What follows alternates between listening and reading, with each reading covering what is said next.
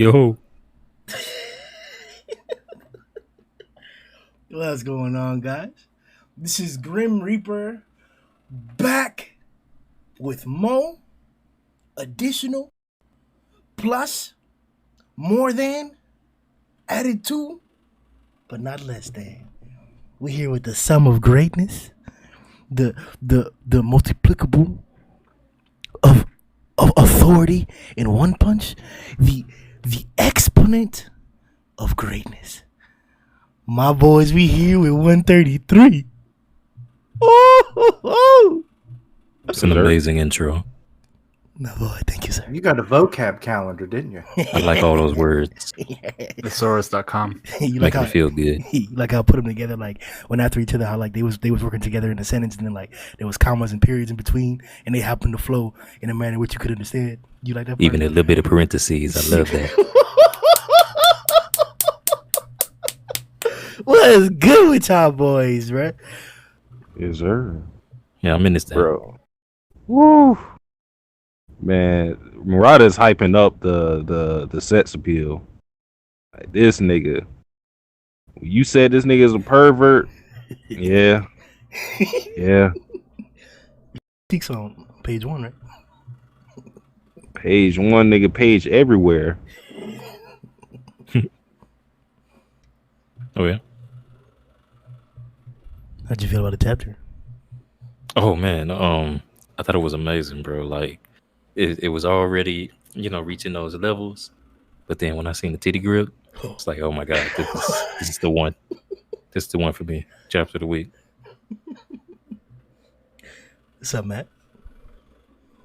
Yeah, this is amazing. It's stuff like this, like it's chapters like this one, the last one, where I get why, like, and people love One Punch Man. That's great, but then I just don't get how it's not on the same level as like the other big like shonens out there, because you've got ones like this where it's just like knocking out the park every time, and we're not, and it's not as successful as the others. I just don't get it.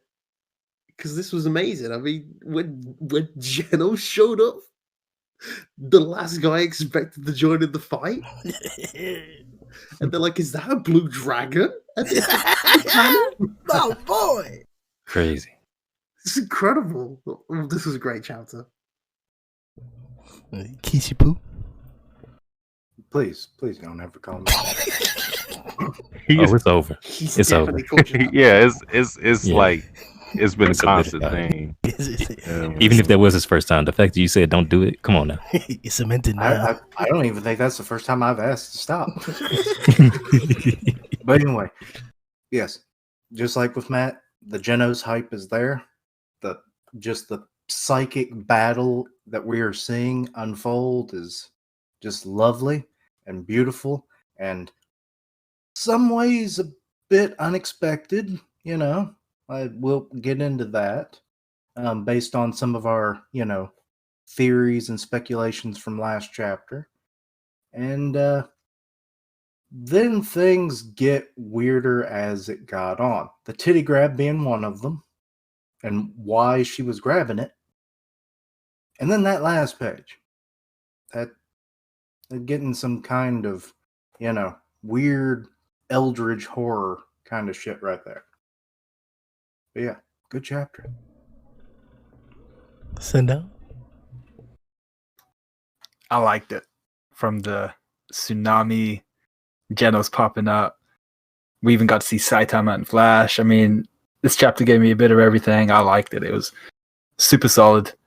And I think I'm with Matt and Kishin on the Genos hype. The Blue Dragon stuff, I was like, damn, this is exactly what I was looking for. So yeah, awesome job.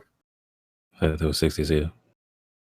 Before we continue with the podcast, if you guys want to join a family, make sure you check out our Discord, the link's in the description. If you want to support the family, check out our Patreon. And as you already know, subscribe, bro. Subscribe. Let's get into it, bro. Let's like, because there is so much that happened in this one chapter. Not only did we get like, what was it, 42 pages, but there were several nuts busted along the way. I mean, The irony of that statement, because one of those boulders looked like a split nut. So Grimm, I got some bad news for you. What's that? You talk about nuts getting busted on your boy. Yes. Hey, no. Oh, I just thought about what you was talking about. oh no, he didn't think that through. the bubble burst, literally. So we definitely skipping that in the podcast. Satsuki is always so fast on anything atomic. Like, he's faster than Grimm on that. When I seen it happen, I was just like, bro, just the angle of it, like, it's perfectly going where it needs to go. Yo, you gay? I was like, damn, man. Where it needs to go. You Taking the hole. Oh man. And right after fighting Black Sperm too.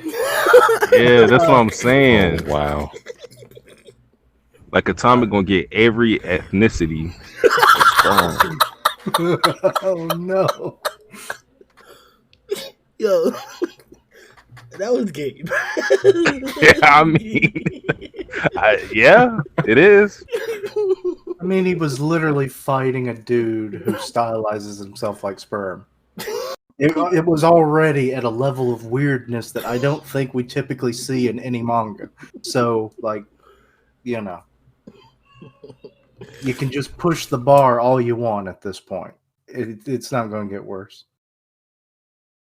All right, so let's start off with one of the points that it was kind of contention before, but pretty much just confirmed this chapter.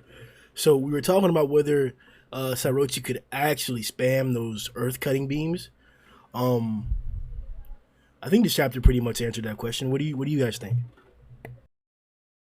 Yep. Yeah, Pretty much. Is the question, can she spam them? Well, yeah, and the reason why, because it's obvious, like, she's obviously, on the first page we see she's doing 3 of them, but later on in the chapter and, like, in conversation in Discord, 1 or 2 minorities, and in terms of opinion, that's what I mean, minority, 1 or 2 minority opinions were saying that she was somehow powered down or weaker whenever Genos got into the fray with deflecting the blast. Now, I think that's a complete downplay, hateful rhetoric from sour losers who were claiming the pitiful, dreadful downfall of Genos. It was that kind of scum that was saying shit like that. But I don't know if are y'all niggas that kind of scum? No. I don't think so. I mean, I think with the whole spamming thing, I think the reason why they would say that she was weaker when Genos showed up or anything is just that we're not going to see that earth splitting thing multiple times, all right? But that doesn't mean it's not at the same power. It's just we're only going to see those type of things like that maybe once or twice just so we can get the gravity of the attack. But if it just kept happening, then the fucking earth is going to be destroyed. So that's going to, it's going to cause a lot of problems. Also, just on that page you're looking at now, I just noticed in the background, like, where the waves are, like where the sea is. You've still got it coming down there. Could you describe that page, Matt? I could. It's the page you're on right now. It's called page. Do you have 3? 3? I think it's page 3. Yes, page 3 out of 43. There you go. Well, it sounded like he was in court just now. Can you describe that page, Matt? You just touch her there. No, yeah, I definitely agree. Like, you're only really gonna see something like that, like, to give you a grasp of, like, how strong or how devastating the attack was. And I think in the chapter she actually mentioned that she was doing her best to to fly or position herself above the ground, so Orochi wouldn't have a chance to hit the earth again. But it's just incredible that we saw what it can do, and this is what's being used spammingly against her. one topic I do want to bring up in the video is like dynamics of an above dragon fight. We've seen tiger fights, we've seen demon fights, we've seen dragon fights. We've never seen something like this. Saitama and Boros is an exception because Saitama was there. But it's crazy to think that a component of an above dragon fight involves cutting the earth. Can we also acknowledge that Tatsumaki looks bad as hell in this panel? This panel that we're looking at. I was gonna say, Ass like, cheeks out. yeah, bro, like, low key, bro. She probably got the most ass. What the? Huh? Look, no, you're right. For booty.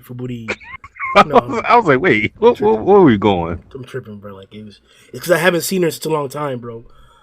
I'm a princess. Relative ass.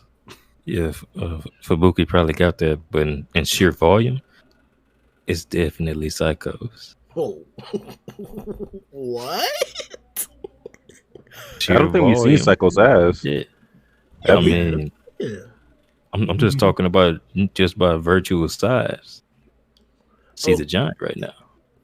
Oh, we actually did see her ass. It was Stupid. probably in chapter. It was probably like chapter 30 or 91, maybe, when we first saw like Orochi.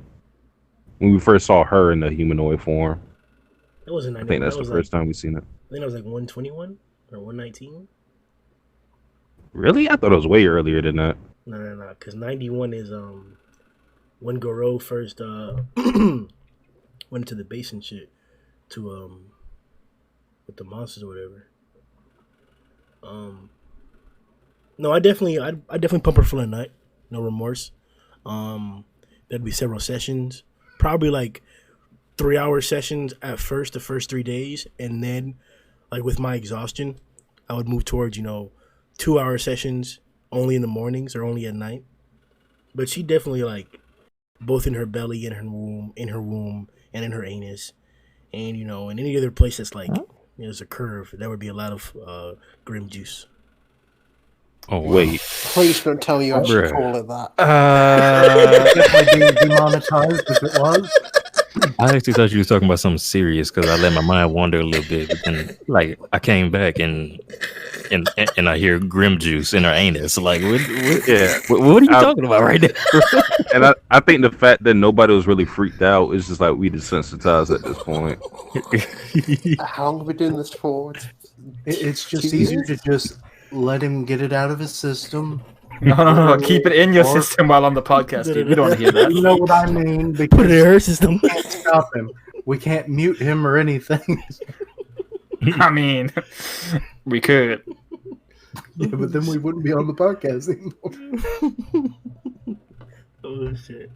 Did you guys like the Well, let me get your quick opinions on the relationship between King and Tatsumaki, and like, what do you think that's going to develop into the future, taking into account what's happened so far? Well, I don't know if they'll have any type of relationship outside of their hero work. And we typically, like, for one, we typically don't see S-class heroes work together. This is like the one exception since we're going up against the Monster Association. So they don't have many interactions, period. But I just find it funny with King how there will always be an excuse for him to not show his power to other people. With Tatsumaki, she was like, oh, basically she was saying you're just not fit to fight Psycho since obviously he can't fly or anything like that. She's like, oh, all right, I understand. You're up here, escorting Tario out. Like, good shit, King. So I just find it funny that Tatsumaki of all people has respect for King, despite other S-class heroes, being S-class heroes, but she always disrespects them. But I don't think they're going to have any type of relationship outside of the hero work. It definitely plays into that. He can't fly, so he can't be up here. And if he gets into the fight down there, then good lord, we'll have slivers of the planet being removed all over the place, and Z City ain't gonna stand a chance. Yeah, what I really liked about this, as Satsuki was saying, was the fact that she's basically saying, "Oh yeah, King's decided to leave this one to me because the compatibility of the enemy matches me." Almost as if she's like, "Yeah, King's entrusted this one to me, and I'm happy with that." So the respect thing is really cool to see. I'm not sure exactly why she respects him so much, but You're not sure why? no, I mean like in comparison to other S-class heroes who she should or could always also respect. Because he's the strongest in the world. No, that's true, but I mean like people like Bang and stuff.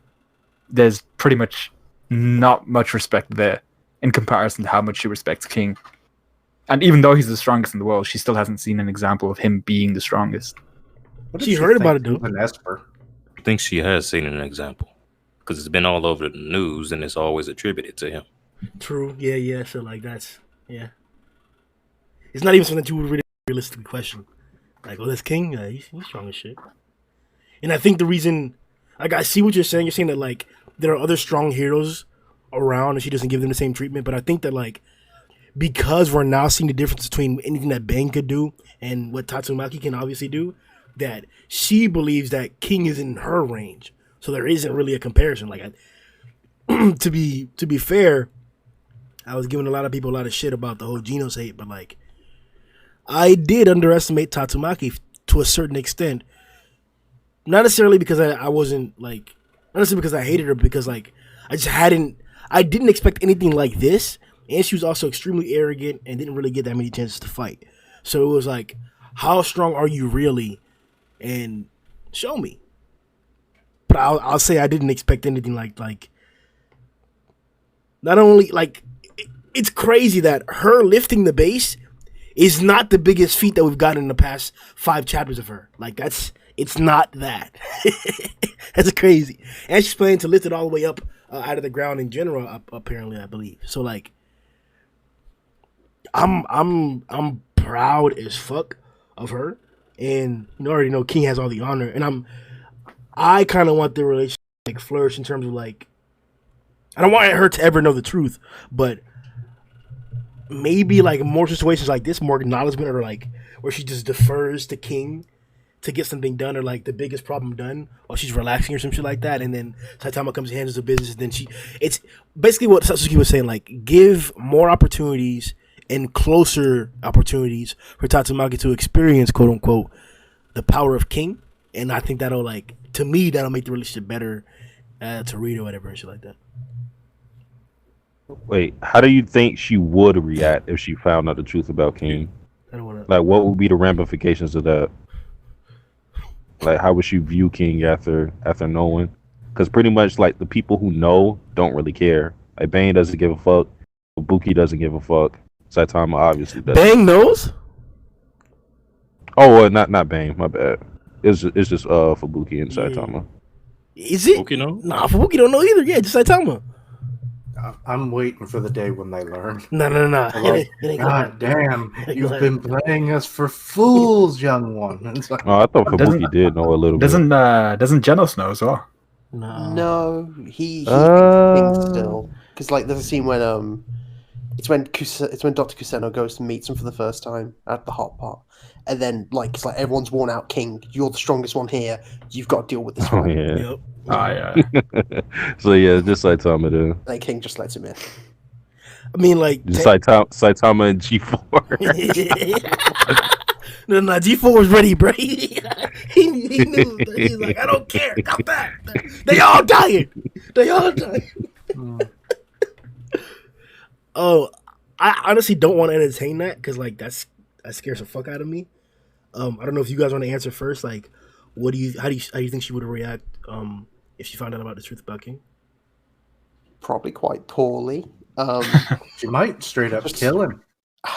Just because, like, we know she doesn't respect a lot of people. There's very few people as far as I can see, King's the only person she really respects. Like, she tolerates people like Bang, for example. Like, so she listened to him when she was going to attack Saitama after the invasion and stuff like that. But generally, King seems to be the only person she respects because, as you guys said, like, he's on that level of her, like, the strongest man. So if her trust is betrayed, and she isn't, like, quick to trust people in any case, because those hints we got to her past then, like, it could mess her up a bit as a character. Damn, Like bro.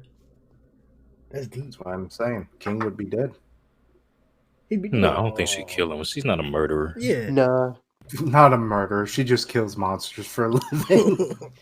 Yeah. They deserve They're to not die. people or former people. That's true.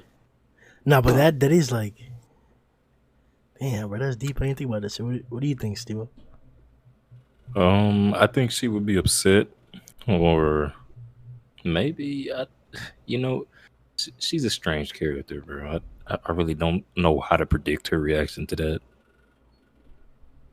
But I mean, at least I could say she'd be upset, and she might even react violently. But I don't think she'd kill him, though. I think that's kind of wild. Oh, I just thought of a fun scenario. Okay, you remember how she kind of told Fubuki, like in that one side story with Demon Fan? Yeah. And it was like she embedded like some of the Fubuki squad, in the wall to make a message for her. What if she did that on the side of his apartment and it just says phony? And he's like that guy from Family Guy. Phony! There's a phony in this house. Big fat phony. I don't know. I think Tatsumaki would, as you guys said, she would not, really fuck with it, but I don't think she would retaliate in a violent way. I think she would just, because I think for her, if you aren't on her level or anywhere, like if you're not like close to like Bang or anybody like that, she probably sees all weak people as the same.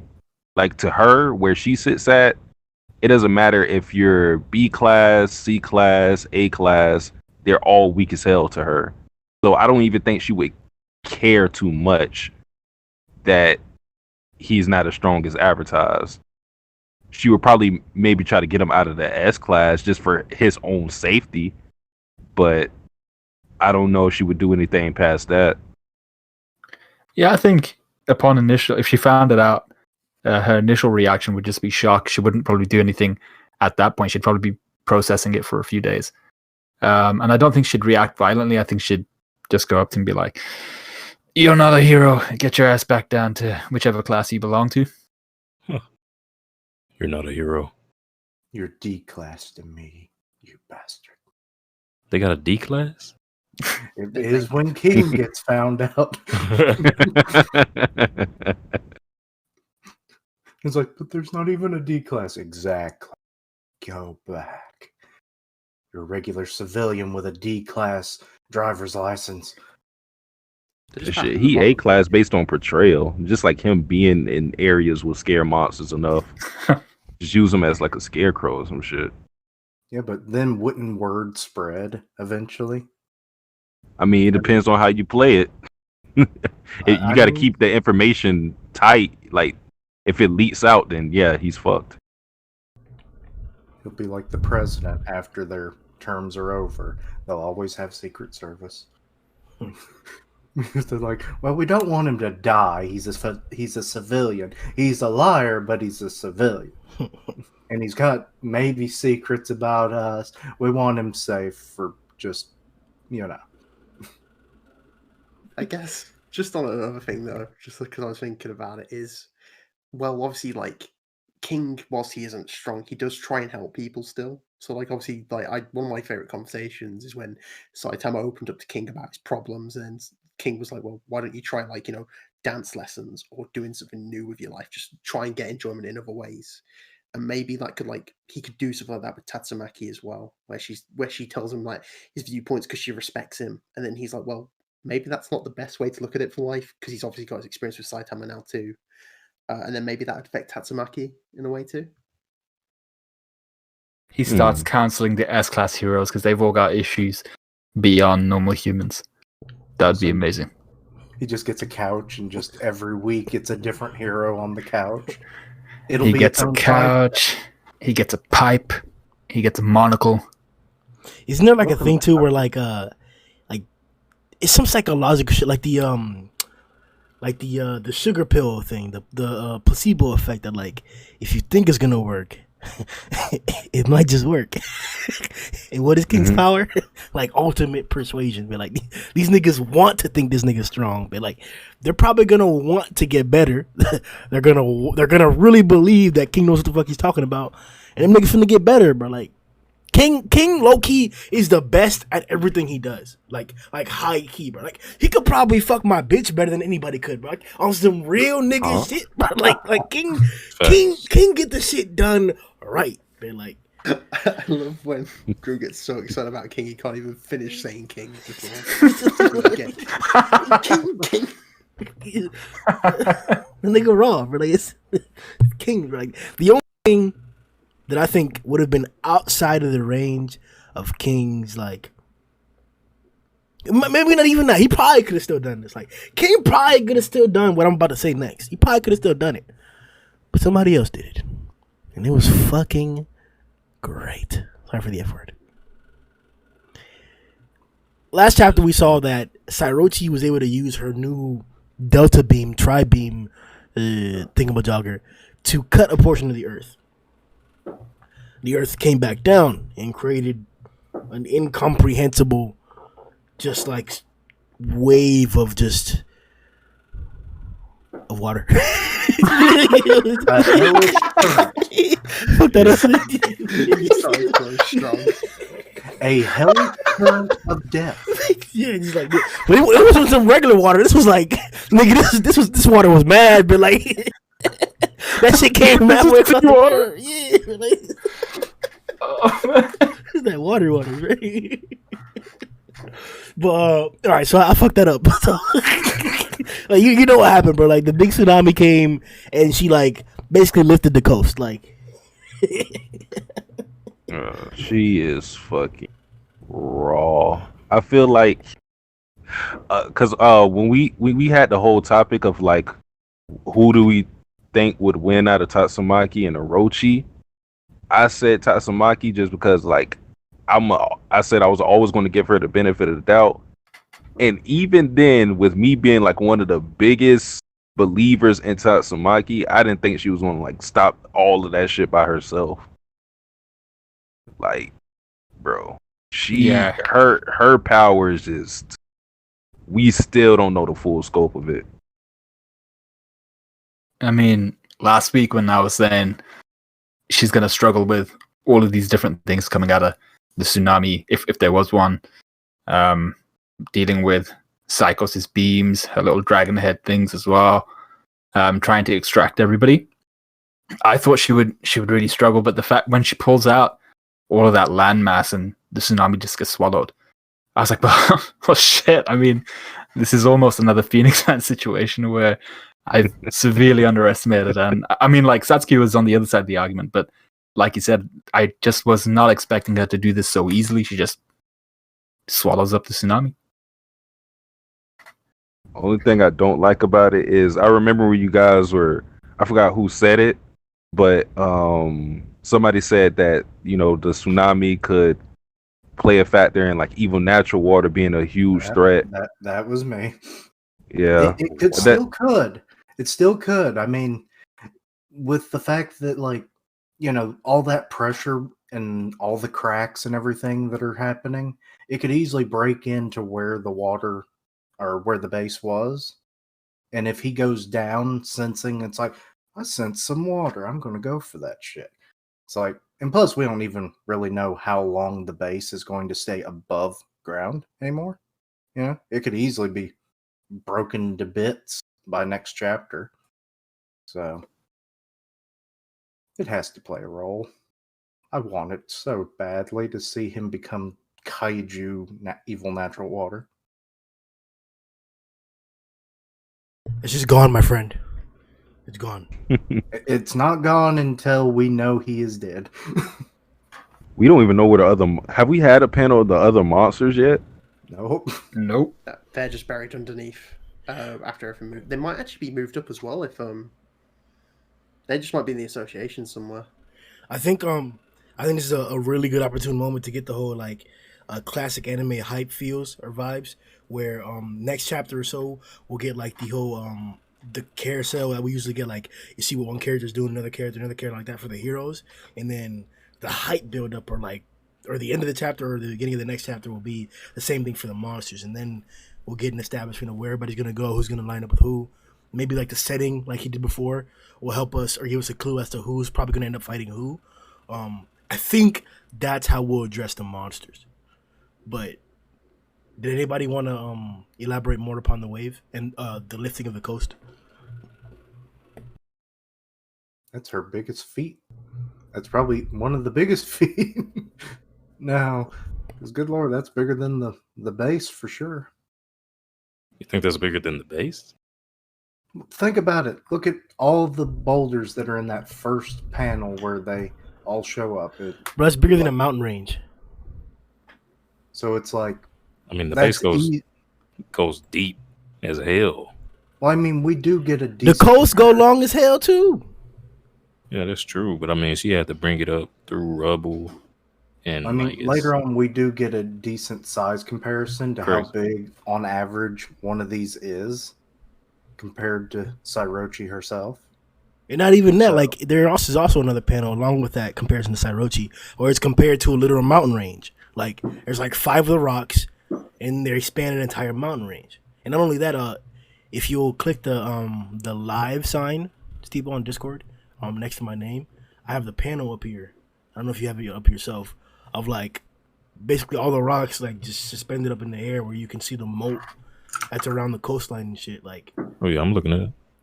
you look at the bottom right, those are cities, be like those are. Yeah, just a few of them eclipses the size of the base. Yeah, bro. Just one of them. The shadow of one of them is encompassing like multiple of those cities. So it's not even like You think these are multiple cities? I wouldn't say multiple cities. 100%. Multiple boroughs, neighborhoods. human like Earth cities. Like obviously in One Punch, a city is everything there. Like everything there is a city. Is it not? I don't know what you mean by that. Like, okay, the panel we're looking at right now, that's all one city, right? Yeah, That's Your the I think so. coastline of I think Z. so. Yeah. Is it Z City? Yeah. Yeah, Wow. we're still in Z City. Yeah. Okay, because Z City looks ginormous, if that is the case. So that we shouldn't really call it a city, because we know it should be a country with the size and all by all comparisons. Blame this- one Yeah, because this- he's the one that named the shit. yeah, this should be a country or whatever. But the boroughs, little like, because you can see like little circles there. I don't know if you can see my mouse, but like that's a group Yeah, of I like see. buildings. That's a group of buildings. There's a group of Right. buildings there. Like those are all different groups. I would assume that those are like separate cities, because most of the downtowns that exist here, even in anywhere in the world, they don't have like miles and miles of skyscrapers. They do here in One Punch. That's all I'm saying. Like it's just clear that these are the boroughs that we see are probably the size of multiple cities, and there are rocks here that are like definitely eclipsing that. So I kind of thought that like that downplayed the hell out of the sequential attacks that she did to Sairochi with these rocks, because these rocks look as big as mountains, bro. And there's that many of them. Like she didn't throw that many in the combat that we've seen. And sure, we saw Sairochi like cut some of them. We'll get to it. We'll get to that part in a second. But like, honestly, I think this coastal lift is probably one of the top 3 attacks we've seen, if not top 5, to be polite. I guess politically correct. This isn't. Yeah, I don't think we can downplay the coast. But what do you say, This Steve? is a strong second. Well, now that I think about it, this tsunami is the result of her cutting like the plate of the earth, right? Yeah. So yeah, that's got to be bigger than the base. Facts. Then the lifting the coast has got to be bigger than the base. Yeah. The Saitama punch. The Boros. What's that time of points on Boros? Yeah. Oh, I was about to say Oh, which yeah, one. Yeah, for sure. I mean, I don't think we ever gonna see a feat comparable to that. I don't think we are. No, personally. we got to. We got to reach. I mean, like, it's hard, bro, because it's sacred grounds. You talking about Boros? Like that's the fight that really like got niggas into One Punch. That's the fight that like when you started watching and reading One Punch Man, and you got to the end of the season or the end of like that. Go ahead. I think Saitama versus Genos was what got people into it. I think the Boros Agreed. fight, that's what kept niggas and made them Facts. want to keep going. 100%. I'll rephrase it exactly like that. Yeah. Because that nigga, that shit was right. You had Genos flying around, bro, with them rockets on there, bro. And he put that fire on his kick, bro. The lightning kick, nigga. And then when Saitama almost killed that nigga with a gust of wind, like The clouds, bro. Just a quick question on my part, though. Was anybody disappointed by the ease with which Tatsumaki stopped the tsunami? Yes. disappointed. No. Yeah, as in, like, were you expecting it to be a bit more difficult? Would you have wanted it to be a bit more difficult for her? I don't expect her to struggle with anyone. At this point, it's hard to see her struggling with just about anybody now. I'm shocked when she struggles. Like I'm shocked that she's even in the situation that she's in right now. Because the cash, she's drawn casual sometimes, but she's too cocky. I can see that, or how you get to that viewpoint. But 100%, bro. This was a disc.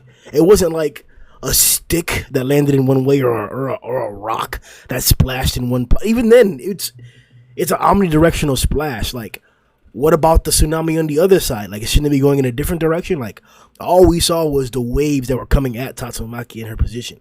But we saw what happened. Like, there should be waves going everywhere else. So, unless we're expecting, let me rephrase that. I think it's reasonable for us to expect additional damage or additional chaos that occurred, and we're probably not getting the context to here. So, I may be saying that Tatsumaki didn't stop all of the tsunami. I may be saying that. What do you? I don't think she stopped it all either, because just like you said, it was omnidirectional. So it's got to be going other places right now, and Tatsumaki just can't worry about those other places.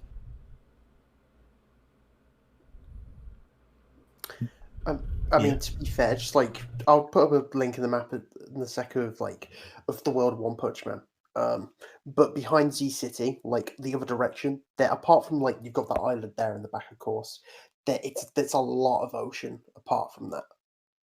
Like it's like on the edge of the country.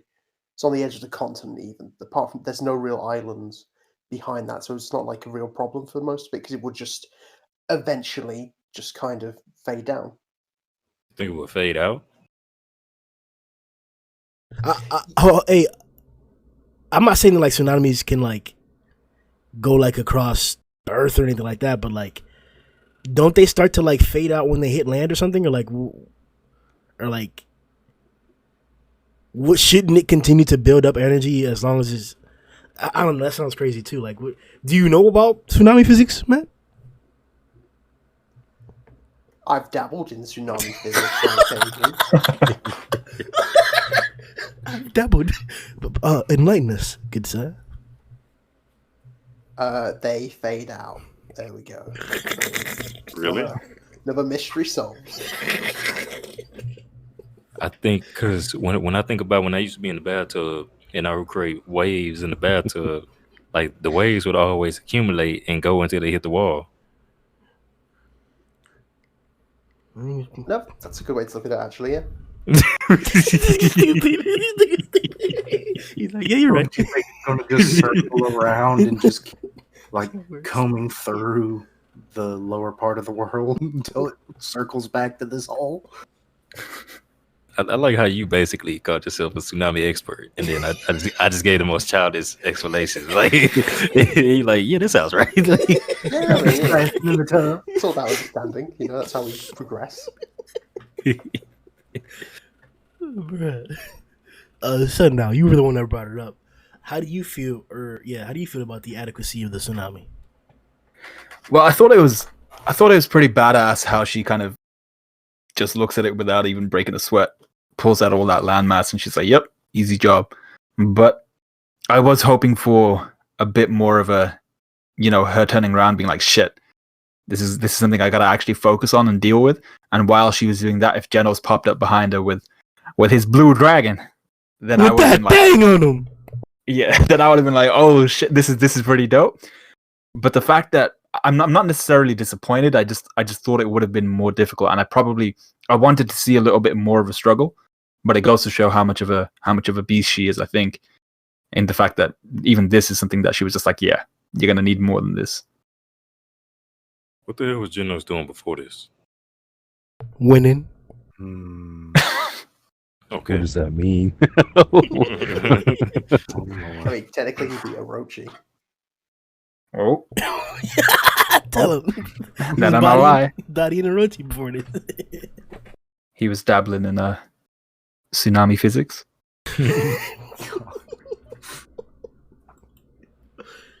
All right. So then, I guess since we were talking about like scales and stuff, I know I mentioned a little bit earlier. You guys didn't really hype it up, so I want to ask you directly now. Like, this is the panel I was talking about, the whole mountain range. You know, she's basically lifted an entire mountain range as suspended. Is this like one of the most potent attacks? Like, what? Is there anybody that you know that could like deal with this? If she attacked him with it. Like, what was going through your head when like she did this? Like, how do you feel about this level of attack?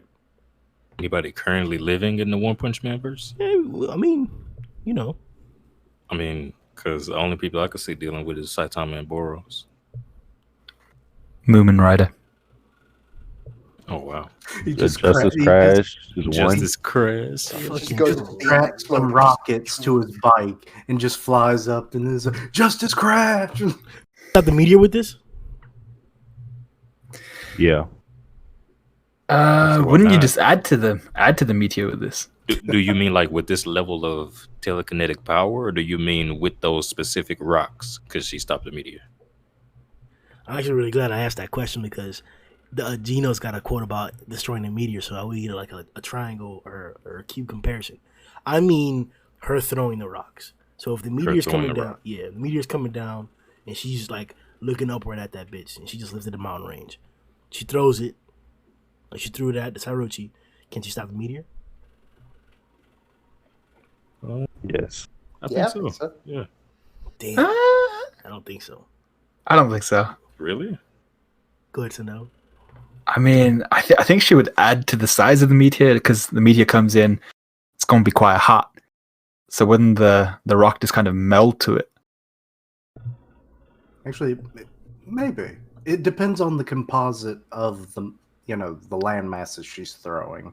If it's rock, I'm not really sure, but if there's a lot of, metal ore, it probably would fuse with it. I would say no because of like the form of attack. Like, yes, Genos with the ability to destroy the meteor was able to deflect Orochi's beam, but like I don't like Orochi's beam was just cutting through these, and these are like enormous. These rocks are enormous. If you look at the on the screen right now, the page we're looking at currently is where she has the rocks lined up, suspended in the air. And we have the horizon in the back with the clouds. It looks beautiful. And you see the mountains and all the shadows of the rocks next to the mountains. She cut through half of that. And the beam didn't like implode like it did with the whole Genos interaction. It didn't like, kept its integrity. Like it was able to cut through all of them and not blow up. So like, is that attack like really potent? Like, are we really talking about like her like focusing on the rocks in one place and doing it like that? Like, I don't even think it's crazy that if she made it like a Shibaku Tensei, a big ball with those, Orochi wouldn't be able to just blast through it like nothing, and it wouldn't even blow up. I think she could blast through it. So no, I don't think that this attack would stop the meteor. But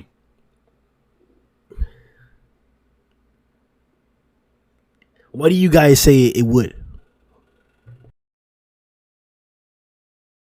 I just looked at it as these rocks being comparable to what Genos was doing with his canyon that supposedly could destroy a meteor. And it's Tatsumaki. I always give her the benefit of the doubt. So I mean, but your explanation sounds pretty, concrete. So I mean, I don't know what it takes to stop a fucking meteor, so I don't know about like the compatibility of like her throwing the rocks and trying to stop the meteor. So I don't know. I don't know how that would even work. But like if you're just talking about the power she generated to lift those rocks, I think that can stop the meteor. But y'all are talking about the rocks themselves, so again, I don't know. Yeah, because I'm not doubting that she could probably like stop it in its place. Like that's, I mean that's still a conversation, but like that's much more in the realm of possibility to me, in my opinion. But like to just throw all these at the meteor, at least how she was doing it at Orochi, I don't think it would do it. No, I think it's also just to do with the momentum she's throwing them at as well. It's not like I think she could definitely just like the speed that this is going. I know the meteor was massive, but just obviously with the other feats we've seen her do as well. Like the meteor was classed as a dragon level threat. It was a threat to multiple cities, and she's obviously stopped like massive. Like she basically halted the tsunami. So yes, I just feel like with enough, I feel like these are all going at one thing, and unlike Sairochi, it's not blasting back at them. It's not trying to destroy as many as it can, and it's all at a single target at the same time. She's not having to move like multiple. She's not having to like aim the rocks in specific locations or move them around. She's like, okay, the meteor's there. I know where it is, and I just have to hit everything at it at once. That's just kind of how I saw it, at least. Kishipu. I was just trying to get a reference of the size of the meteor. Like, I can't seem to find anything.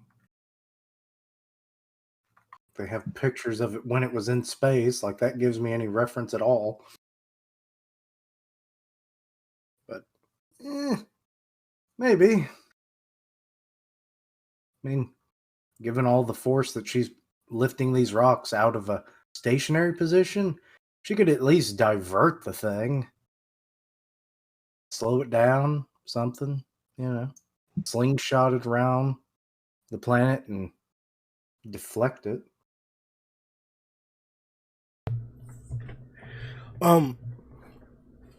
Getting back to a little bit of tradition in the podcast. It's been a while since we've done this because we haven't had very many like introductions or new fights or first characters. But this is the first time where we're actually getting to see Tatsumaki in the middle of a real bout. So it's probably appropriate to do this again after the fight ends. But as of what you've seen so far, does Tatsumaki deserve her rank?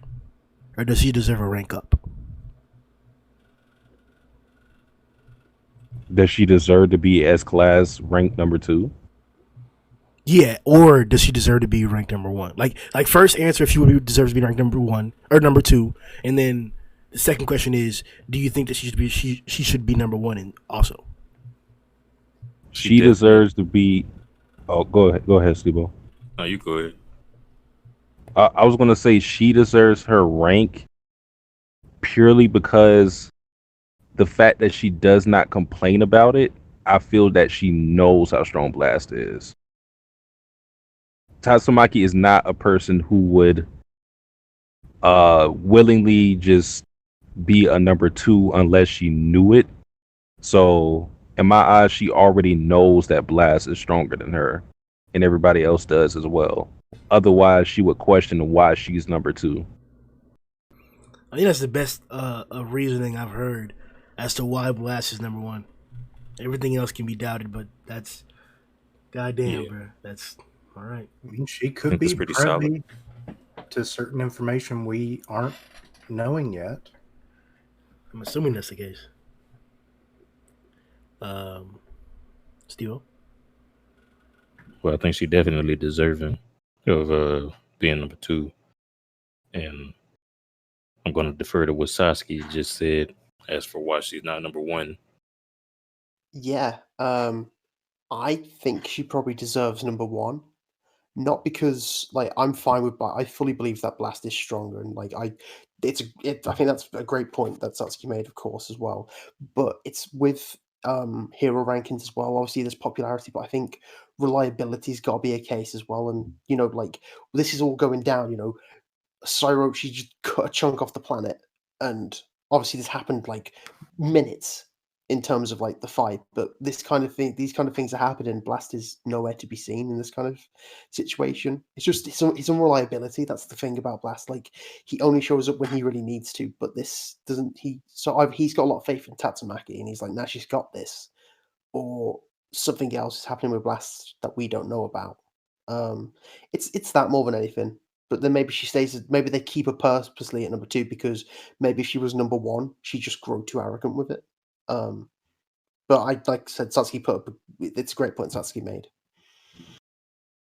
I didn't think about that. Like, Black, yeah, from the standpoint of like just Tatsumaki's actually doing shit.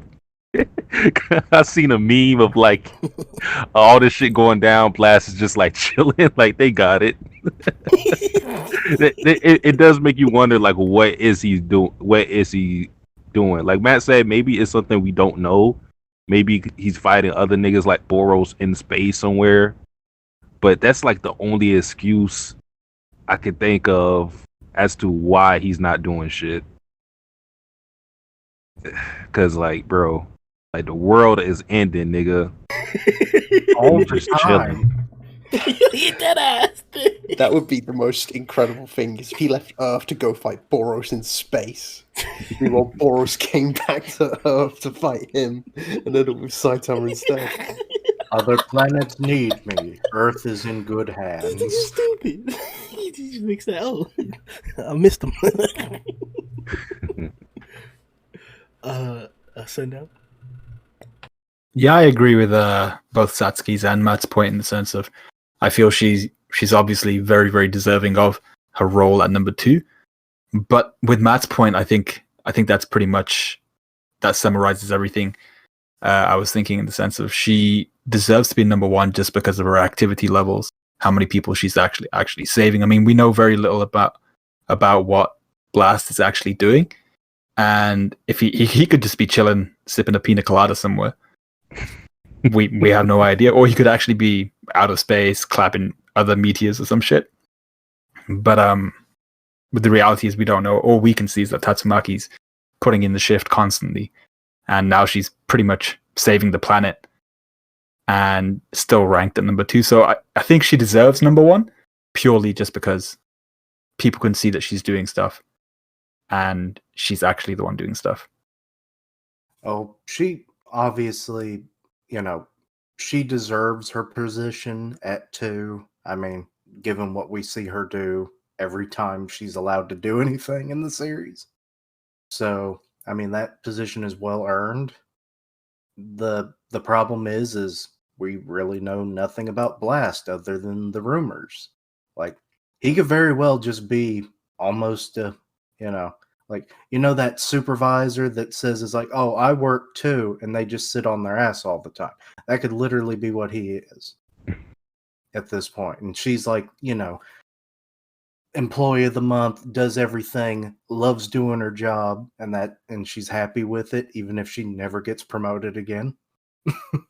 But like she could logically have position number 1 if rank 1 if she wants, but until we really learn more about Blast and see what he's capable of, like, she's not challenged the position, so I'm wondering, she has to know Blast. Yeah, you're right, Satsuki. Like it doesn't take away what Matt said. Like I actually agree with Matt more than I agree with you. That regardless of how strong Blast is, for every other position in rank, your activity level, popularity, strength, those are all things that matter. But for the number 1 rank, it's the only one that none of the rest of those things matter. It's just strength. Like, that's kind of weird for the entire association to only have one position that's based solely on strength when you're about defense. And I'm not, like I said, I'm not questioning Blast realistically, but it's like, it's not like we're webcomic readers. Like, this is our first impression of what's going on here. We're only using the information that the manga gives us. And we have the ability to question anything. Like that's half the reason why we have a podcast, because we all think differently, and we're gonna bring together our different ideas to see the differences in the commonalities amongst them.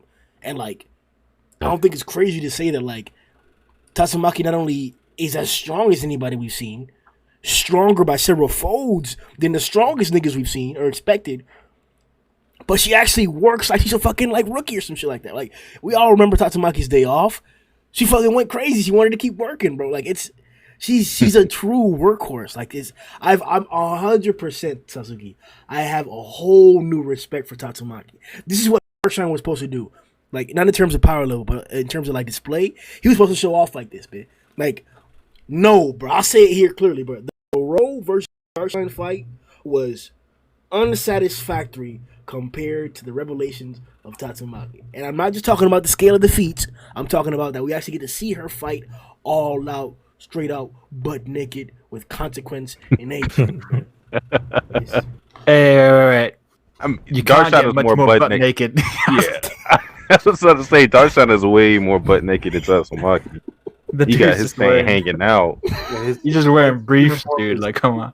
just a damn You missed speedo. on that.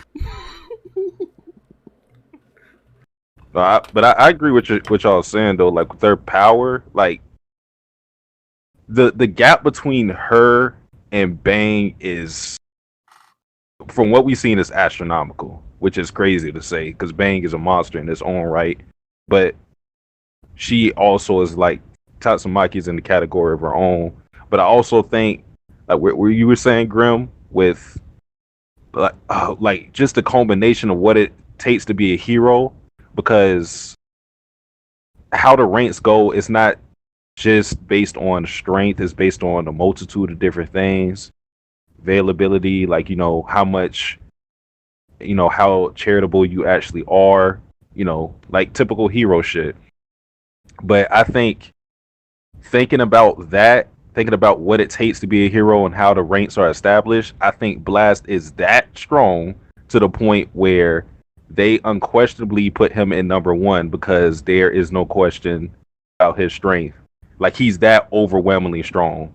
I think that's the only way to justify his rank as number one, because if he was comparable to Tatsumaki, as in like there wasn't a big difference between the two, then Tatsumaki should be ranked number one because we see her put in way more work than what we've ever heard of Blast. The only thing we've heard of fucking Blast is Elder Centipede getting away. Wow, his only feat is a L. Goddamn worthless bug exterminator. Crazy. We said use the radon, you motherfucker. But no, he goes and tries to punch it. There was another badass feat. There was one panel where it looked like Tatsumaki almost like she like there was the cool dodge where it was almost like a bullet.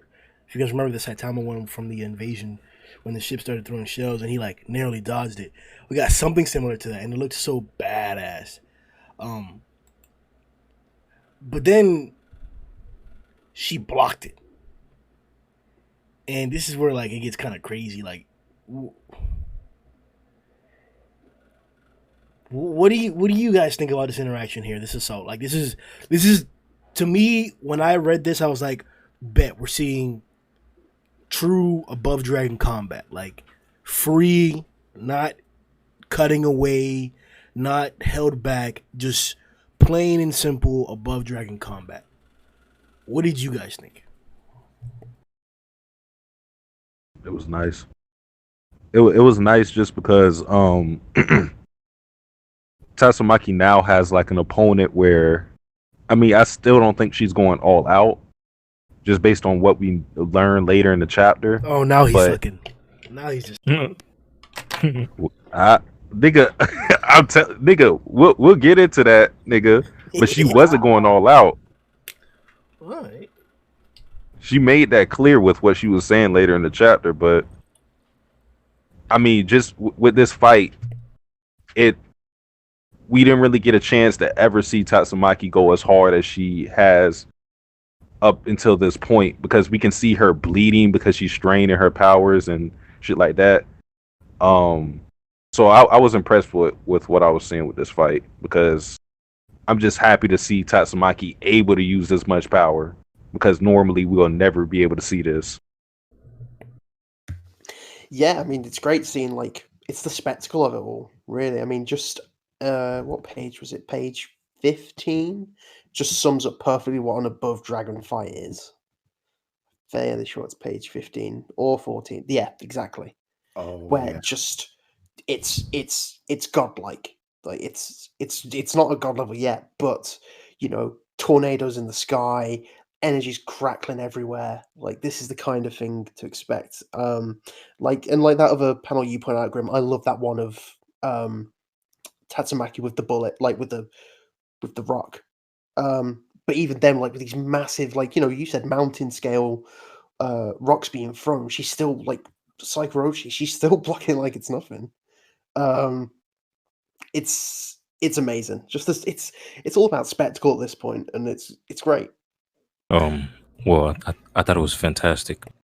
I mean, I guess I've already let it be known that I really like Tatsumaki. When I said that I always give her the benefit of the doubt. Well, I give her Grim might none. not appreciate that. You give her what? Continue, sir. Okay, all right. Don't repeat that. But yeah, this above dragon fight, as Grimm likes to put it. And matter of fact, I want to take this opportunity to say that I really like the way that Grimm distinguishes these different tiers and levels in One Punch Man. I like hearing it, you know, because it's always what'd you say? Next we're gonna start using True Dragon. That's the best distinguishing. It's gonna be True Dragon. I love it. This is But go ahead. but yeah, this is another example of above dragon combat, and I think the last example that we got of this, as far as I can remember, Yeah, I coined that myself, by the way. Above dragon, I made that term up myself. I'm sure you did. Yeah. But the only example I could think of would be, not the only, but the last example I could think of was man, what is it? What do I want to say?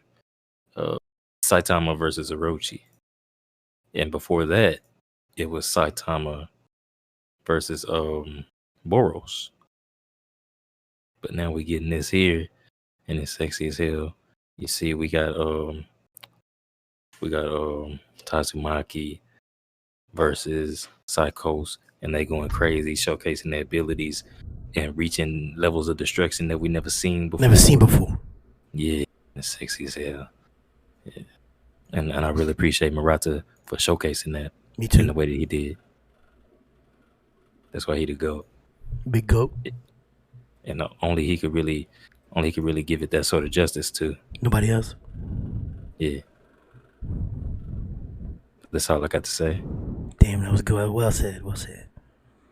Thank you. Damn, that shit was good. Hold on. My dick hard though. All right. I was about to say, bro, like y'all sounded way too. I was gonna let it slide, but like y'all sound way too horny, bro. Yeah, so much sexual tension. I'm like, what's going on? Bro? I was like, all right. I was like, it's gonna subside, and it kept going. I was like, all right, man. That's my calling card, Satsuki. You know what I'm here for. Yeah. Can't blame you. Satsuki was pressing the panic button all the way through that conversation. What's up, Sundown? Yeah, so this part I really liked. I thought it was cool.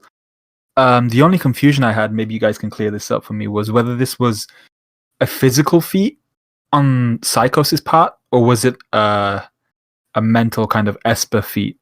Because you see it looks almost like, to me, it looked like a physical feat. She stops it with her physical body, and then those circles are kind of the force dissipating outwards.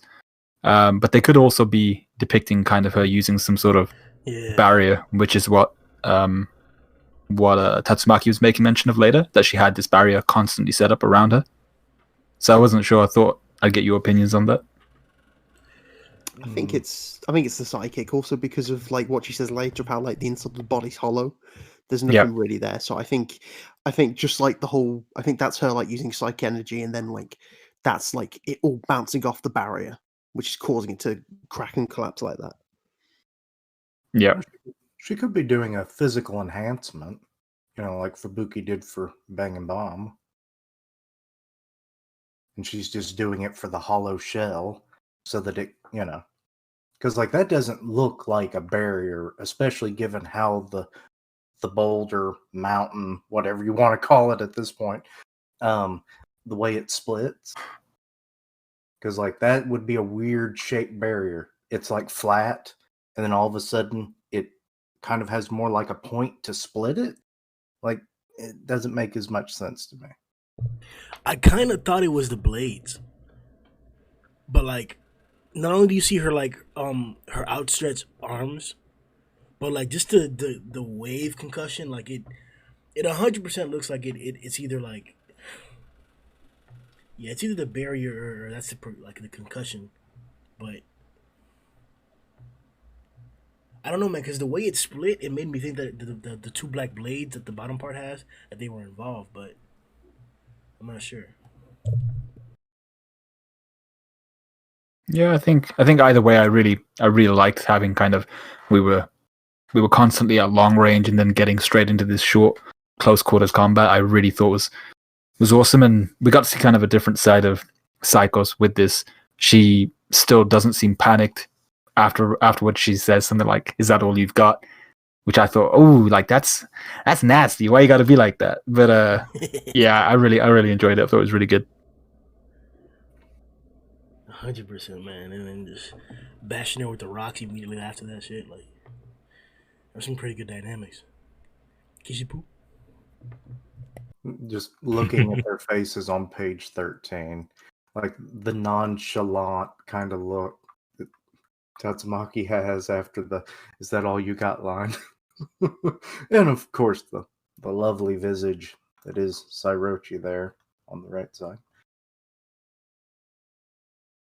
Still want to know what those marks are. Are they just lines of shimmer? Are they actual markings on her body? I guess we'll never know. I think we said last chapter, I think they might be the shadow. So are you talking about those lines on her? Yeah, I think, are those the shadows of her hair? I mean, you would think there'd be way more if that was the case. Like I said, it just doesn't make a lot of sense. I think it's just there for design. It just looks good. Well, I can take that, I suppose. But yeah. Reminds me of, what was it, Chitara from Thundercats? Mm-hmm. So I wanted to ask, Satsuki mentioned this earlier, that he doesn't think Tatsumaki was going all out. Now to me, there's quite a few panels here, and there's quite a bit of context to say otherwise. But I don't think he means like not using the majority of her power. But either way, could you specify what you mean, and could you give like examples? I mean, what Tatsumaki was doing, I'm not saying that she wasn't trying, because obviously she was, because there's one panel, I think this is page 14, where you see a panel, like a big panel of her and Psykos, like right next to each other, where you see Tatsumaki, she's bleeding and whatnot. So she's where we see like the hurricane at the bottom. So she's obviously putting in a lot of effort. It's just that she has her focuses are being put elsewhere. So it's kind of like, okay, so we find out about the where she basically made herself small, that she went inside the association, the base. And then she still had the barriers up with all the heroes. And then, even though this was a result of Psykos' attack, and she used the rocks as weapons, she had to stop the tsunami as well. So it's like she doesn't have the luxury of focusing solely on Psykos. So she isn't fighting at her full power. She's fighting. I don't know if I want to say near it either, but she's exerting a lot of effort. It's just that again, her focus is going to other places. So she doesn't have the luxury that Psychos has, where all she has to do is focus on Tatsumaki. That's it. Or what? Not anymore. Now that Genos showed up. No, I'm saying she's putting a lot of effort into it. That's what I'm saying. That's why I'm not saying that she's not trolling like she was before. That because with her bleeding, that's a product of her straining herself with her psychic powers. So she put in a lot of effort. I'm not trying to say that like she's not taking this fight serious or anything like that. I'm just saying that again, she can't just focus on Psychos alone. I mean, like, it just feels like it's like because it's pretty. Let me ask this: then is this a high diff fight for her? Yes, because I think you can define high diff in different ways. For me, at least, because I think if you exert a level of power, even if you don't take a lot of damage yourself, I think that would be qualified as a high diff, at least for me. And she's obviously exerting a lot of power, the most we've ever seen from her, at least. And it is a trope that, like, typically the most difficult fights are when you're fighting someone that is very similar to you. So yeah, this is probably going to be her toughest fight in the series by far. God knows what comes later. Just a quick question. Which page are we on right now? We're on what? 15? 14? Okay, do you guys not get a sense of Tatsumaki enjoying this fight from that panel? Could be enjoyment. I got a sense of she's enjoying it from the panel before this, where right above she's Psycho says, "Is that all you can do?" And then she smiles. Uh-huh. Yeah, that got me. And then also the Super Saiyan Tatsumaki panel. Those both made me think that, like, oh yeah, she's having fun. She's clapping cheeks and like, yeah, this is Tatsumaki. Yeah, because even the one on page 14 where her eyes are whited out, that gave me a proper kind of Kenpachi vibe, where he was just, his eyes would white out and he'd go into kind of battle mode. That's the same thing I was getting from her. Like, yeah, she's just lost herself in battle and she's getting ready to basically clap cheeks. And then we find out that she had a plan all along. Like Satsuki was saying, she was focused on something else. Always thinking about either the evac, civilians at one point, actually, even King. But yeah, I just thought she looked a little bit happier this time around than maybe in the last chapter. I think that's definitely part of it. I mean, I think, yes, she's thinking about the evac and obviously making sure that she's got a plan to get rid of him, of Psychos. But at the same time, when you're that powerful and you probably don't get much of a chance to go all out like this, it's probably nice just to cut loose and go and actually use everything you've got against someone. So there's definitely an element of enjoyment there. Yeah, it looks like she is, from what I remember from the chapter. And I mean, I think that she seems like the type who would enjoy having to actually put in work, and this is a fight where she's working harder than any other fight, from what I remember. So I would assume that she's enjoying herself thoroughly in this fight. Personally, that's just the way I view it. But man, obviously, I can't be certain of that. So I guess we can move on to the next portion of the occurrence. I kind of felt that the way that Psychos met her first demise, or her first critical like damage or failing, I don't want to say it was cheap, but it was kind of like unexpected. When I was reading it, I did connect the dots pretty quickly. It's not like I came up with the plan myself, but like I was like, oh yeah, that makes too much sense. It's obvious. But it was pointed out in previous chapters that Maki identified the source, and Psychos actually mentioned what the source of her power was. She was absorbing energy through the roots. So she was able to produce that much power. So it only makes sense to, cut off the power to the machine that's hurting you. So yeah, that's definitely like it when she actually went through to like destroy it. But I thought it either happened too quickly or it was almost effortless. And maybe the fight before this is a part that's supposed to be the effort. But what did you guys think about the initial demise of Psykos? See, like this is where like the whole trolling thing comes into play, because like you see like when I'm looking on page 19 right now where we got the boo grope when she's inside of her mouth, no pause. Like the way she's drawn, like whenever she's drawn like that, it's like troll moments. Like it's the same thing that we see from Saitama and other characters. So I think that at least that bit, just that page, was for comedic effect. So I can understand people having issues with how she initially, bit the bullet with that, because it was kind of like, wait, it was like that's what it took, that's it. But I didn't have a problem with it just because I knew it was more to come from it. So that's how I view it. Well, I only felt that because like it happened so fast. I was like, nigga, this can't be it. But yeah, you're definitely right.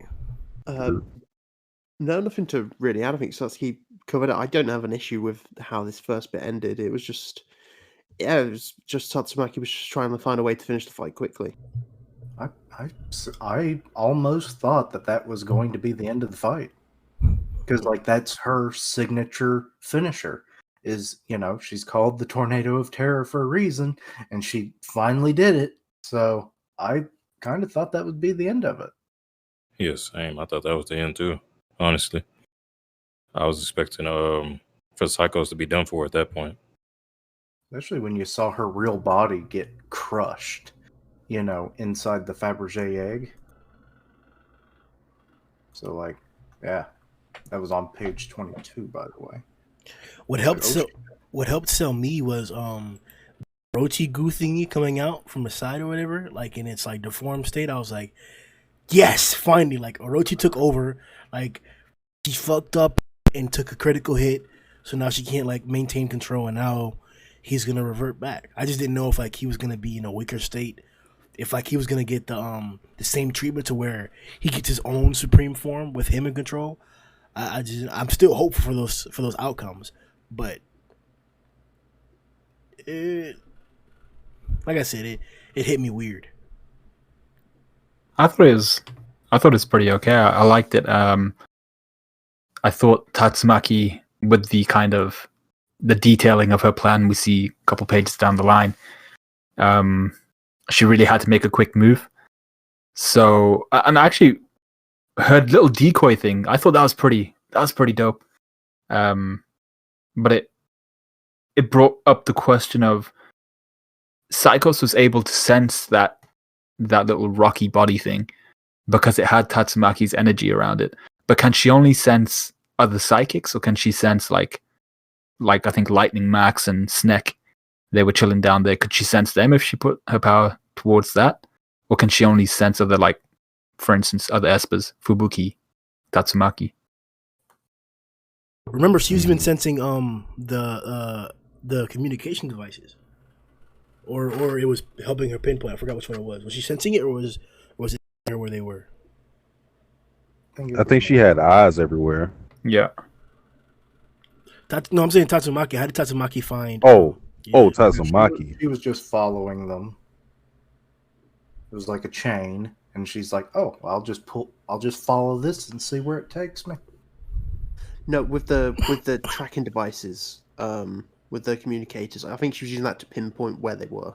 Yeah. So I'm saying, yeah.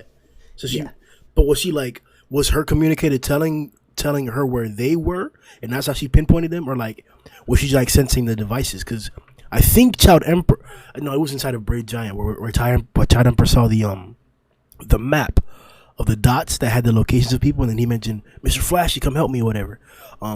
But I think that was inside of Brave Giant. So, do we know if she sensed the device, or if she like just used the device to find them? see I that don't think we know panel. that. I think it's more like you said, pinpointed, because Fubuki has a moment later in this chapter where she knows, like, Tatsumaki is there, but she just knows there's some other powerful energies going on, and apparently her Psykos and Fubuki have some history together. But she wasn't like, oh, that's Psychos' energy. She was just like, there's some other crazy things going on out there, and I don't know what it is. It falls on a weird line of, can you actually sense an individual's energy opposed to, is it just the general output that you're aware of? Like, Tatsumaki, obviously super powerful. So like the instance with Fubuki that comes up later, it's like she knows it's her sister, Yeah. possibly because of familiarity. Yes. Like, I'm used to this energy all the time, but it's like, is it the output, or is this like she knows that signature itself? I think it's how you said it first, that it's the output that she can recognize, and that's why she can't identify or distinguish between individuals, who it is or who it isn't. And that may be the case for Tatsumaki as well, because wasn't it that she was actually Flashy had his thing underwater, and that's what was homeless. No, yeah. Zombie had his shit in a coat, and the coat thing was like fucked up in the corner. So I don't think she's sensing them. Maybe she can't sense like people without their output or whatever. So she probably had the map out, and it's like, okay, so this is where they are. Bubble. Yeah, so in that case, Psychos would have been quite literally sensing the power rather than sensing Tatsumaki herself. Yeah. Yeah. Also, Damn. I want to bring up real quick about the rock dummy. That actually has some interesting implications, or not implications, but uses later on. Hell yeah. Elaborate, Like, sir. if she can imbue, just psychic energy into an item like that, and it's so much like her that it's like, could she do that for, like, say, An army. Yes, like, okay, take Metal Bat for instance. She imbues his bat with energy, and he's like, why is my bat glowing? It's like, just hit someone, you idiot. And then he just obliterates everything without even getting mad. You think it'd work offensively? Offensive, defensive, it's like anything. Like, you give someone brass knuckles, they can start punching, they can block with them real easily. It's like their durability is going to go through the roof, whatever's imbued. It'd be a way stronger version than probably the physical buffs that Fubuki did for Bang Bomb. Okay, then Maybe. yeah, then I can say I definitively disagree. I think that like that's a separate power that's different. Kind of like how Psychos is able to like identify people's power level accurately or whatever.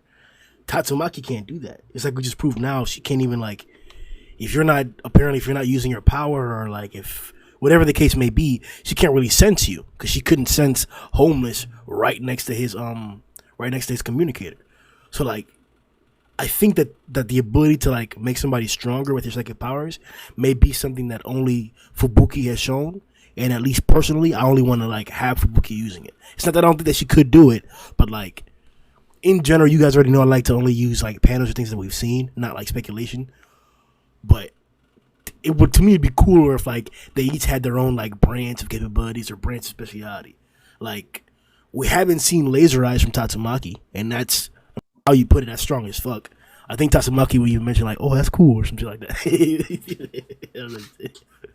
So like, Okay, I get what you're saying. Yeah. So I think imbuing to make them stronger may be something that only Fubuki can do, but I'm 100% on board with like Tatsumaki invading Metal Knight's fucking base with an entire army of rock clones that look like her, that can fly around, and that they have, they can punch as hard as those rocks can punch or whatever, or some maybe even stronger, right? Maybe she does learn to be ability amplifier. Okay, so your difference for the two sisters would be one can maybe imbue organic matter, such as a person, powering them up, and Tatsumaki is more of like a physical object that's not alive. Maybe that could be where they get like a similar power, but it works in different ways. I think that just happens to be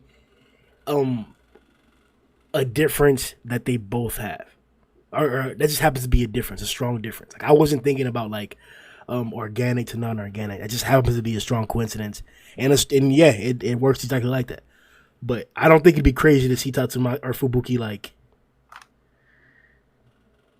do what you said, like make Metal Bat's black bat glow, and then he just starts swinging home runs for fun or some shit like that. Like I could see that, but yeah, I think it's more likely that like just Tatsumaki can control objects like she was doing, and if those objects happen to look like fucking humans, and she can make them punch, like her moving the rocks, and it happens to look like a punch. That's not really like that the rocks are alive.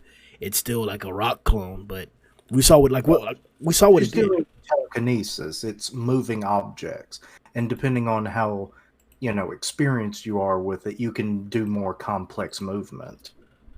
It's simple as that. Facts. Like taking over someone, it's not necessarily mind control. You're just making their body move. It's like, okay, why are you making me do the Macarena all of a sudden? Because I want to. Trying to make niggas do stuff, huh, Kishin? No, I'm just saying it's a. If she's able to do something like that, that shows how great her telekinesis is. You know what else is great? That Super Saiyan Tatsumaki panel. Oh man, like I don't know what video I'm doing it for, but I promise you, viewers, there will be a video with Super Saiyan Tatsumaki as the thumbnail. 100%. I already got a Ningen from Discord. Check out the Discord link in the description. Coloring it. One of the fucking best colors in town. They're like, if you got a town, bitch, one of the best colors in there is Ningen. And he don't even stay over there, bitch. Ningen don't even stay in your town. He's probably better than most niggas over there, bro. Like, that's how Ningen this Super Saiyan Tatsumaki, because that's how good Super Saiyan Tatsumaki looks. Fuck with it. Right. Wait a minute. She found her other slipper too, right? Yeah, that's what I just noticed, nigga. Yeah, I peeped that when I was reading the chapter. I got to bring it up. I literally just noticed that. I'm just looking. I was like, wait. Lefty has returned. Shit. God knows where she found it. Like, I mean, what are the fucking chances? But like you guys said earlier, you guys were cool with like her sneaking through the tubes and then coming out from the inside of her like that, right? Yep. Yeah. I don't want to keep deterring, but I keep looking more. I look further to chat, and then she loses it again. Murata, what's going on, boy? It fell off. Yeah, man. I'm looking further, and then she lost it again. What's going on? It's like Flashy's blade, bro. Shit, No, didn't this happen with With Flashy's blade. No. It happened like with I feel like it happened with Drive Nights, like something. Oh yeah, like it was Nyan's body. Oh yeah. Well, that was Remember the most blatant example. Yeah, I remember the Drake and Josh memes. Just like, Yeah, like where that shit went at?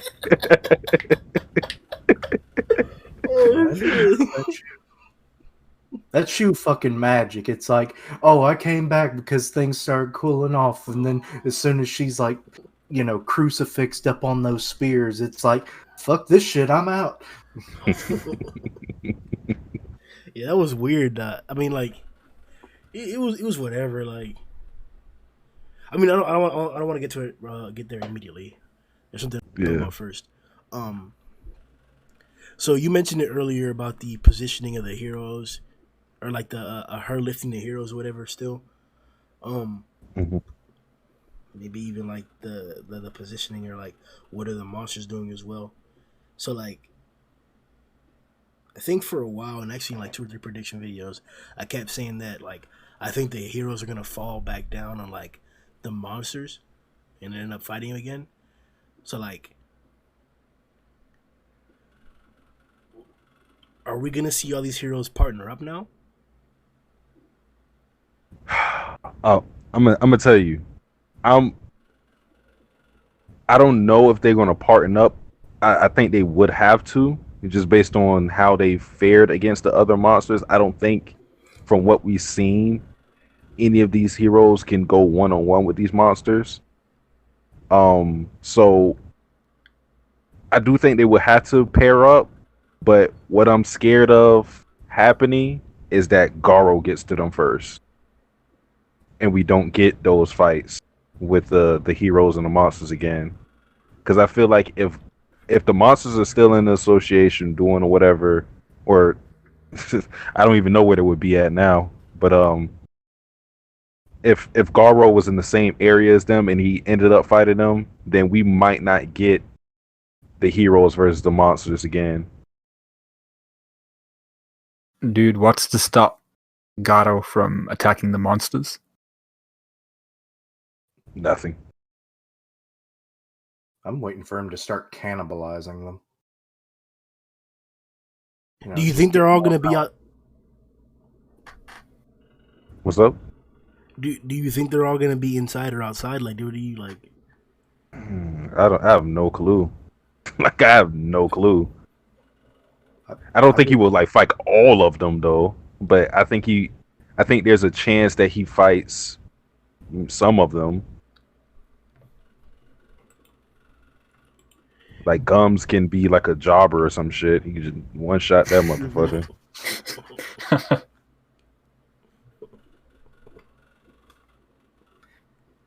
Seeing outside fights would be kind of interesting, especially with the backdrop of two massively powerful psychics just hurling mountain-sized debris at each other.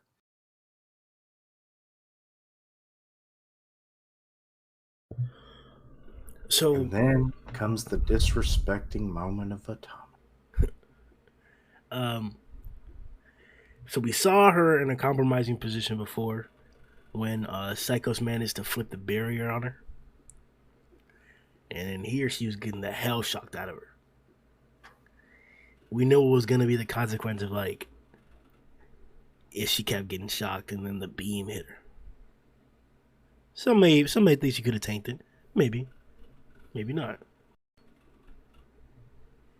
Does Tatsumaki getting caught up like this, like,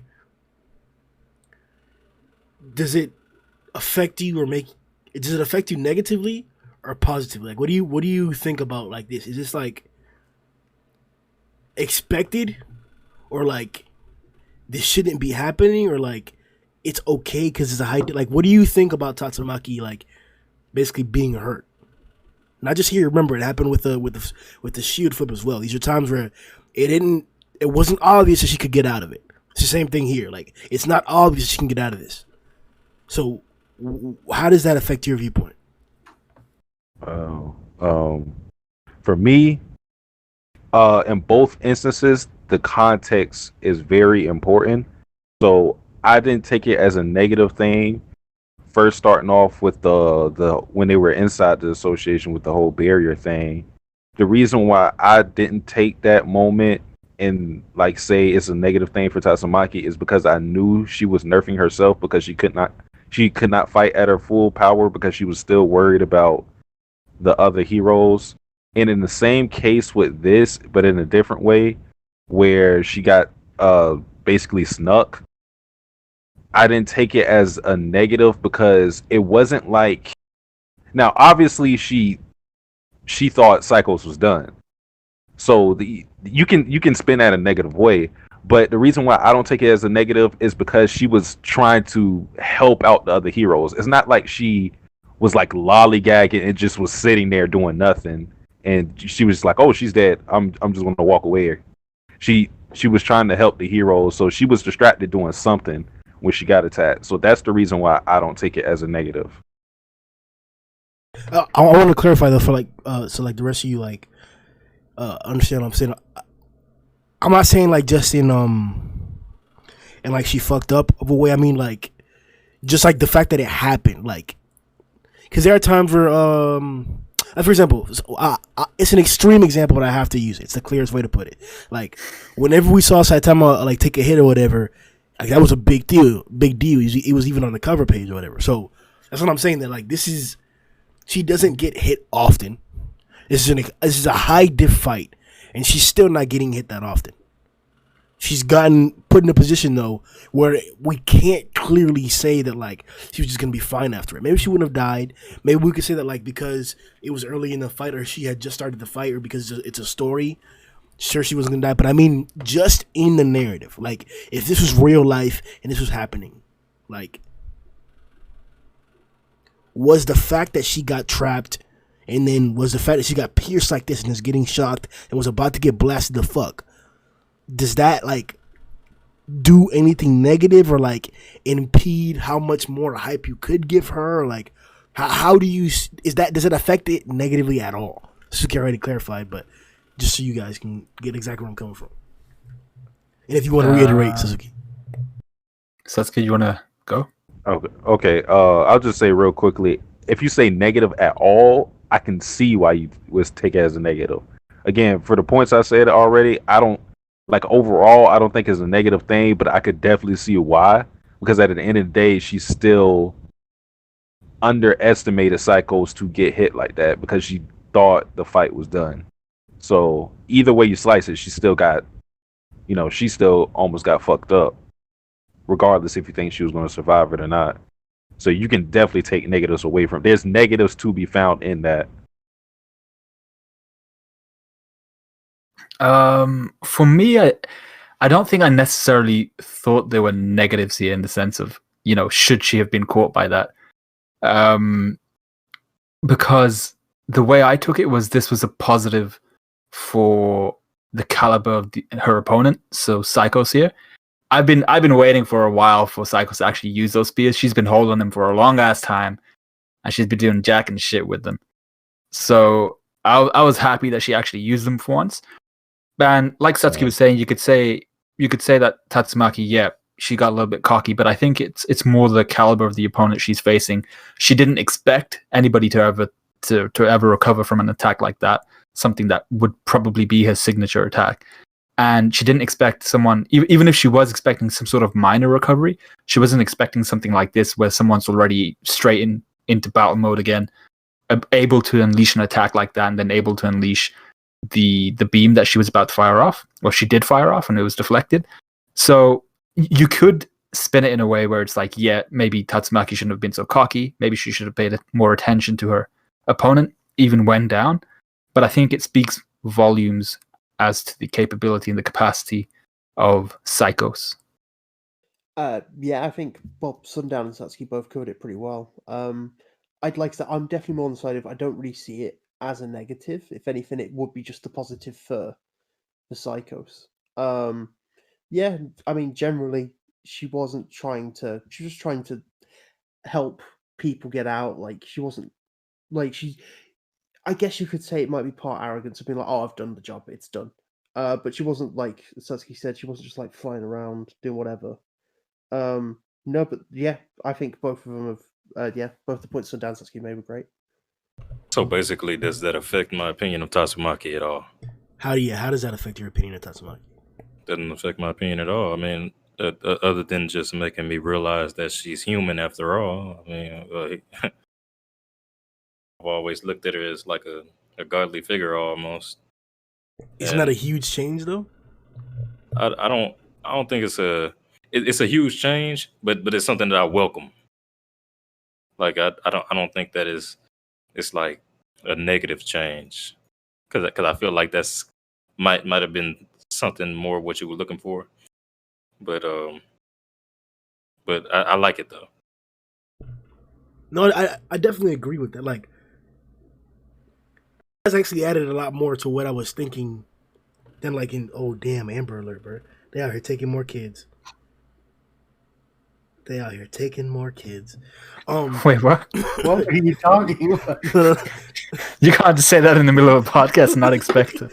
What the hell are you talking about? I got an Amber Alert on my phone. Like, Oh, yeah, we getting a lot of How those. come I didn't get one? I don't know, bro. I already okayed it. I forgot what it was. That sounds suspect as hell. no. Why didn't I get an Amber Alert? We're in the same area. Oh, I don't know. Sounds like you one. No, I was trying to say you, nigga. No, look out of here. Oh, no, I was saying that like you guys added a lot more of the viewpoints than I was originally thinking. Like, definitely towards the detrimental side. How Satsuki put it, like this was definitely an instance of cockiness, and like it is also fair to say that you shouldn't really expect that much of this, or like it's difficult to even expect anything after a situation like that or after an attack like that. But at the same time, all I'm saying is that for a character of this level to be getting hurt, it hasn't happened before. So like that opinion aligns exactly with Steve mentioned, as I said, you guys are adding things because now it humanizes the character. But I can't deny the fact that I saw her as a god before. Like there wasn't really an instance where I saw Tatsumaki getting hurt. Even with the attack from Orochi, I was like, damn, yo, she got hit, and nobody really hopped on the hype of me. I was like, yo, she's the first time where she got scuffled a little bit, and that was a huge attack, and she just dealt with it like nothing. And she continued to do that, and that's why. This is why I keep mentioning like the full above dragon combat in this episode, because this is a dynamic of combat. This is why I agree with you guys that it shouldn't really change in many things at all, even though we should acknowledge all the factors in the scenario. It doesn't really change things at all because this is an above dragon fight. Like, it's not a shame if you get punched or if you're bleeding when you put up a good fight and you win. Like, that's hell yeah. And as Suki already conceded, like, this is probably a high diff fight for her, and I can agree with that. So there's no reason to why like she would not be getting hurt there. There's no reason why it wouldn't be tough while her opponent wouldn't be able to overcome. I'm just saying that like that could be seen as a moment of cockiness. I agree with that too. Like I 100% agree with that. And to be put in a position to where, I'll say it one more time, I don't think she's tanking that earth cutting blast to the face.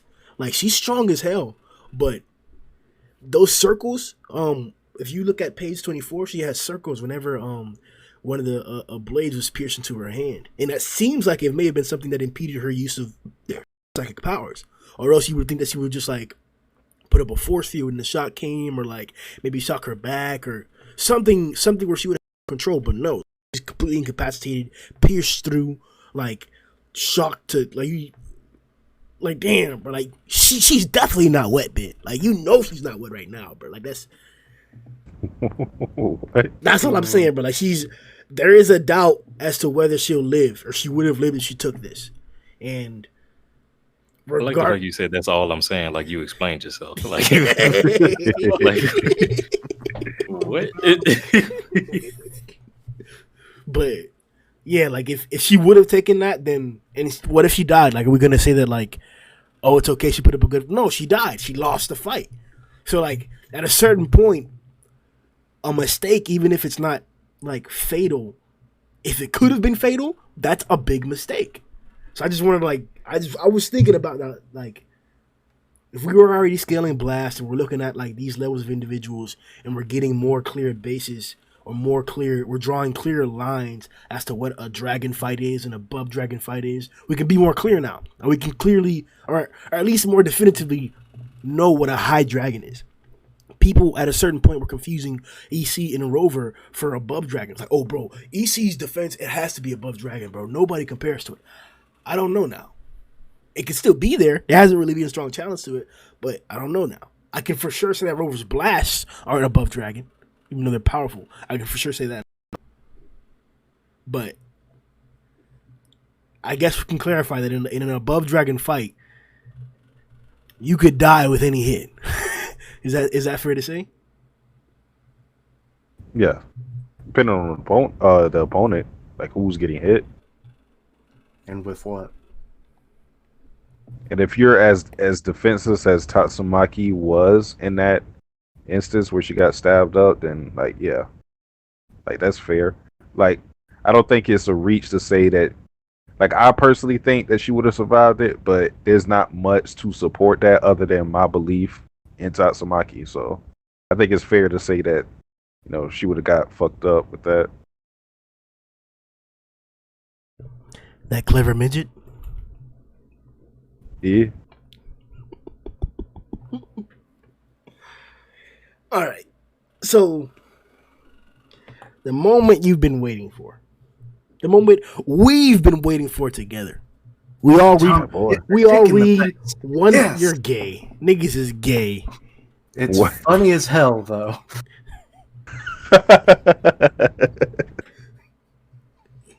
Damn, we're ruining the setup, bro.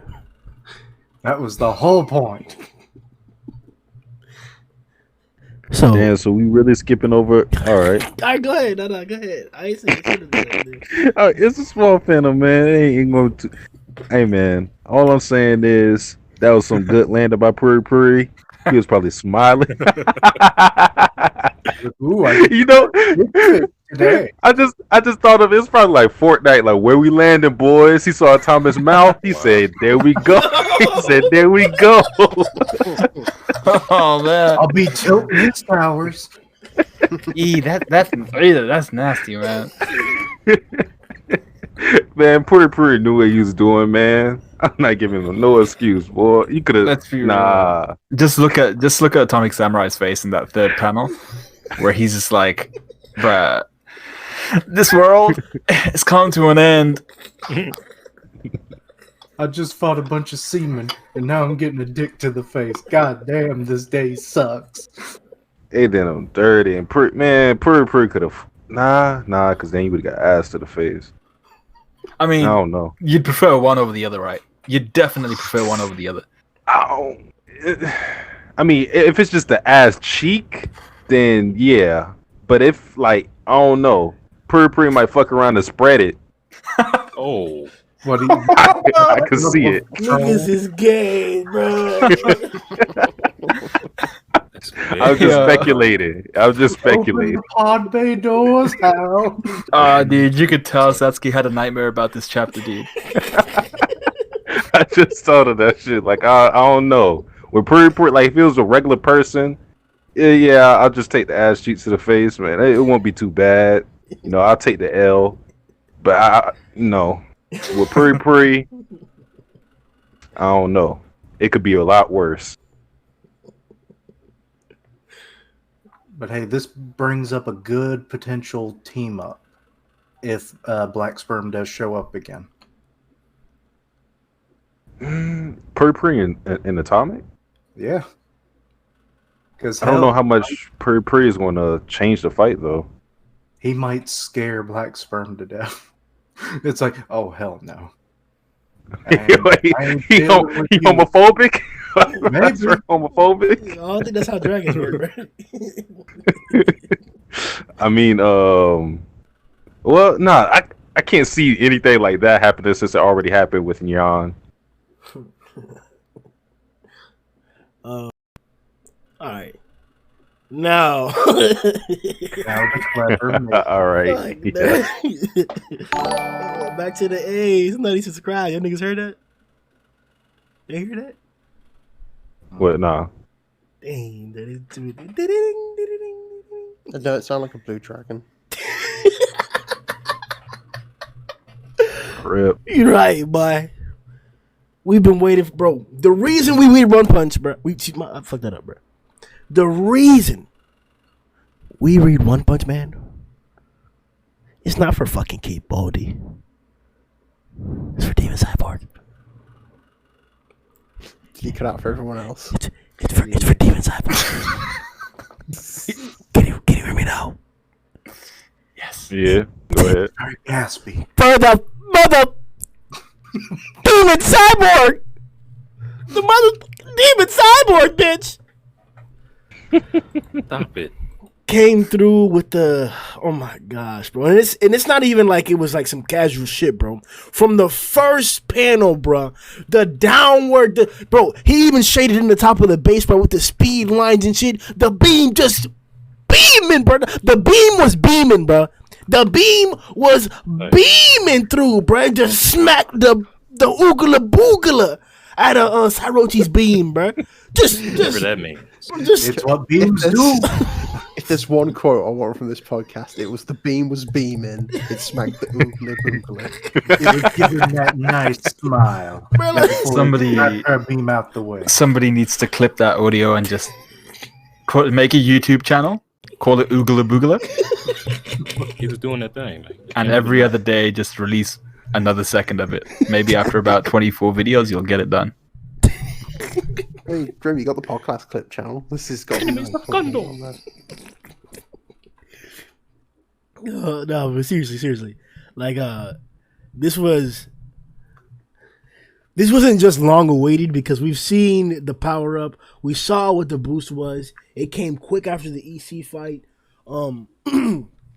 It got teased. We got delayed with dishwashing. He was running around fucking with other niggas, bro. Like getting information, playing with cats, attacking little like energyless cyborgs. You know, cleaning up Atomic's like remains and shit. Like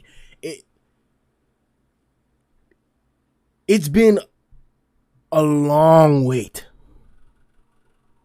And to those who downplay old boy, fuck you. I concur. Literally the whole fan base. Yep. And now it's here. Big G. And he's not showing up as just a regular high dragon bit. This nigga's this nigga got that thing on him, bro. Genos came with that thing on him, bro. He got this motherfucker cripping. They said, look, a lightning bolt. I usually don't like cutaways from fights, but I like the, you know, the sideline dialogue that we got just to hype up Genos, especially like knowing like Genos' progression throughout the story. It was just nice to see that he got this clout from everybody. It's like a blue dragon.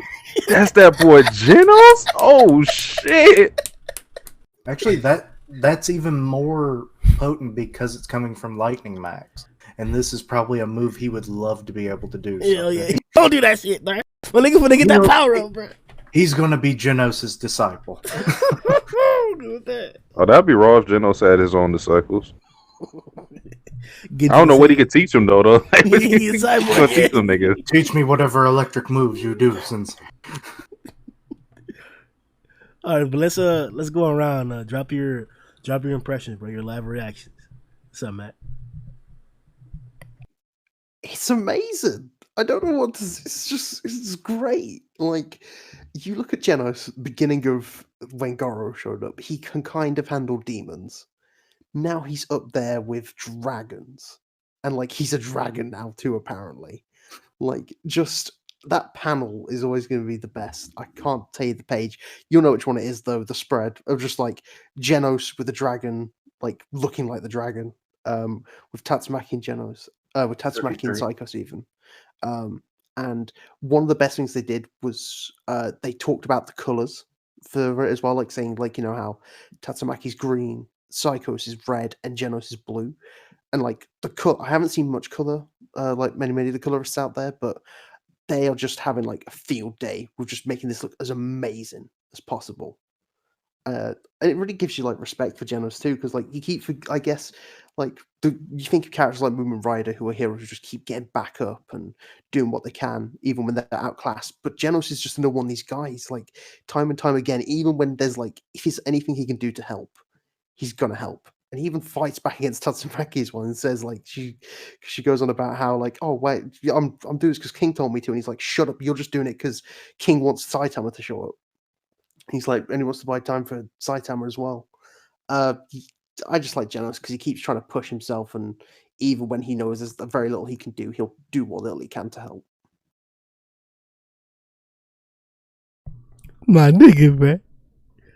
Steve. Yeah, what's up? What you mean, bro? No, I'm tripping. You asked for first impressions. I was listening. Yeah. My first impression was that Murata is doing that thing. But aside from that, I also like,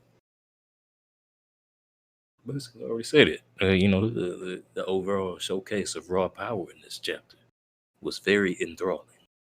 And that's something that myself, as a meathead, that I really look forward to. I enjoy seeing great showcases of power from characters, especially when they characters that's like really hyped and really powerful. you really get to see the extent of what they can do. Even though I don't think this is Tatsumaki really going all out. I think she still got more to show. Nigga, you know Yeah. we talking about Genos, right? We're talking about Genos. I thought you meant I thought you meant the chapter overall. No, bro. Your first impression when my boy Genos came through with that thing on the bread, and he was like, "Tighten up, boy." I mean, I was not only surprised, but I was impressed because I'm so used to that nigga getting like tossed around like a trash bag. Yeah. So I thought it was fly as hell that he had like the blue dragon, and niggas was like, "Oh my god, a blue dragon!" I was like, "Yo." I think that's my literal words when I seen it. I was like, "Yo, blue dragon!" Like that's that nigga. What would it be? Aureo, yo, that's probably what it's gonna be in the anime. Like Aureo. That's blue dragon in Japanese. Yeah, I got that. Because I was thinking about what is it in Japanese. I felt like a proud dad in that moment. Like I was watching this boy who got thrashed by a fucking mosquito. I watched him get thrashed by Kabuto. I watched him get dismantled by Deep Sea King. I seen him do that thing to Garou, but when Elder Centipede came through, he did his thing too, but ultimately he couldn't get the job done. But again, seeing the progression of Genos, I just felt proud. And when I was doing my live reaction, I was like, nigga, I was yelling at the people who doubted Genos all this time. And not to say that Genos is untouchable, because obviously he can only use his power for 10 seconds. So I doubt he's going to finish off Psykos or anything like that. He's just deflecting the beams. But just the fact that he is assisting Tatsumaki and she actually listened to him.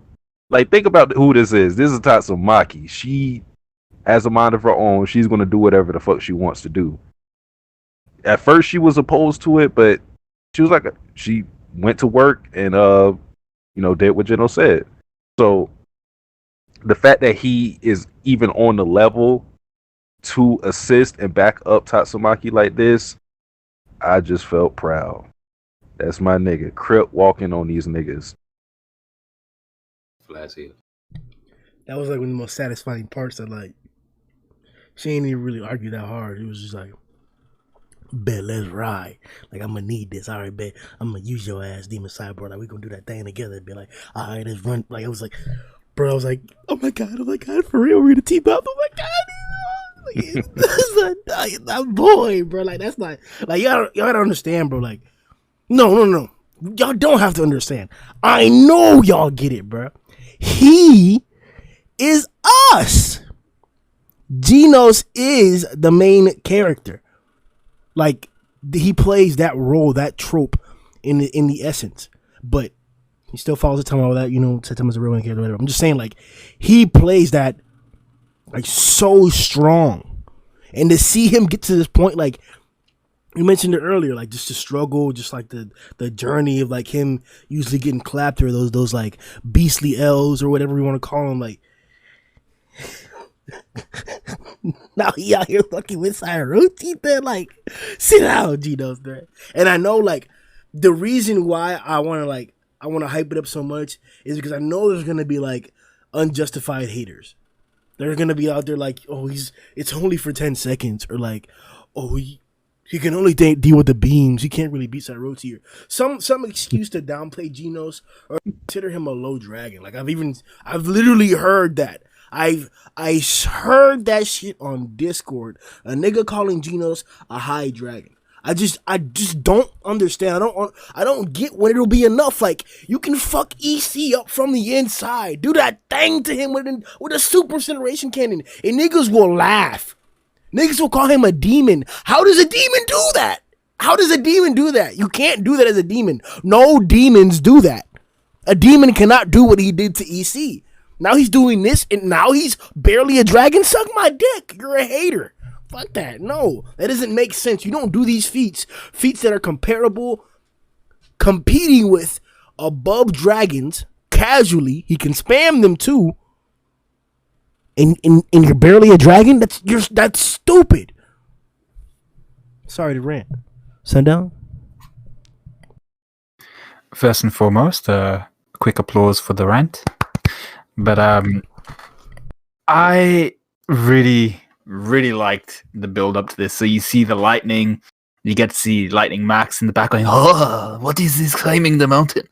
And you get to see a flash of Genos, him leaping across while you still see Tatsumaki being held up, kind of like in King Kong, where you see that lady being kind of sacrificed to Kong. And then him clasping his arms in such a way where it looks like a dragon's open maw, and Lightning Max commenting on that. I thought it was just beautiful. And like, for someone who's always being made fun of for being made into a contemporary piece of art, the fact that he was in a panel that looked like a contemporary piece of art, with the blue dragon looking up towards what we now know is a red Psykos looking down on him, that kind of behemoth body looking down on this lightning dragon, I thought that was just insane. Mm-hmm. That panel that you're on now, where he's kind of preparing his final flash Kamehameha kind of looking thing, I was like, this is what I've been waiting for. This is the Genos that I wanted to see for a while now. And we've seen him earlier on in this arc taking names and stuff like that, but I wanted to see him come across someone who could really show his worth against, and now he's there up against the most dangerous being we've seen since Boros, and he's putting in the work. So I was really happy with the whole build up, with him popping out some major feats. And just one more thing, I think in the next page after this, I can't quite remember. Is the next page? Go to the next page. I think it might be the page after this, or even after this. Or even after this. There's a page where I think it's Tatsumaki she's been flung off of the spikes, so it might even be before this.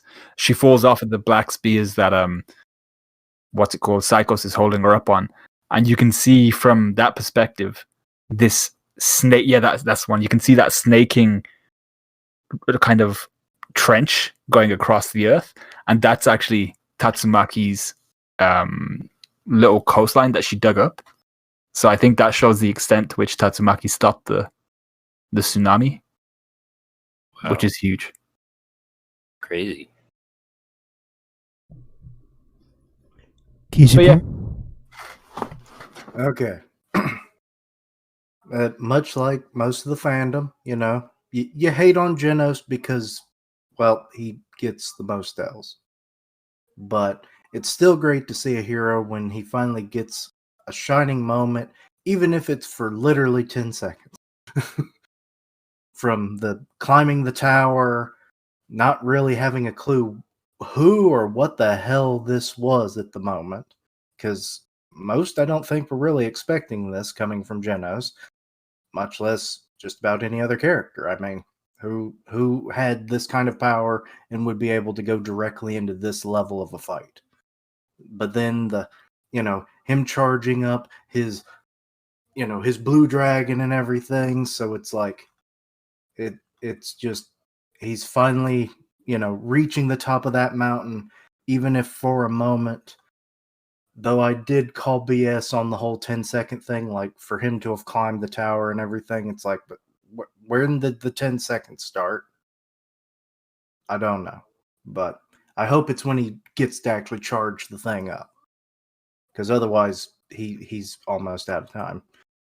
But yeah, I thought that was a bit weird as well, because we got doesn't Kuseno say something about no, I think Genos says something about being there for 5 minutes already, almost 5 minutes, and then he makes mention of the 10 seconds thing.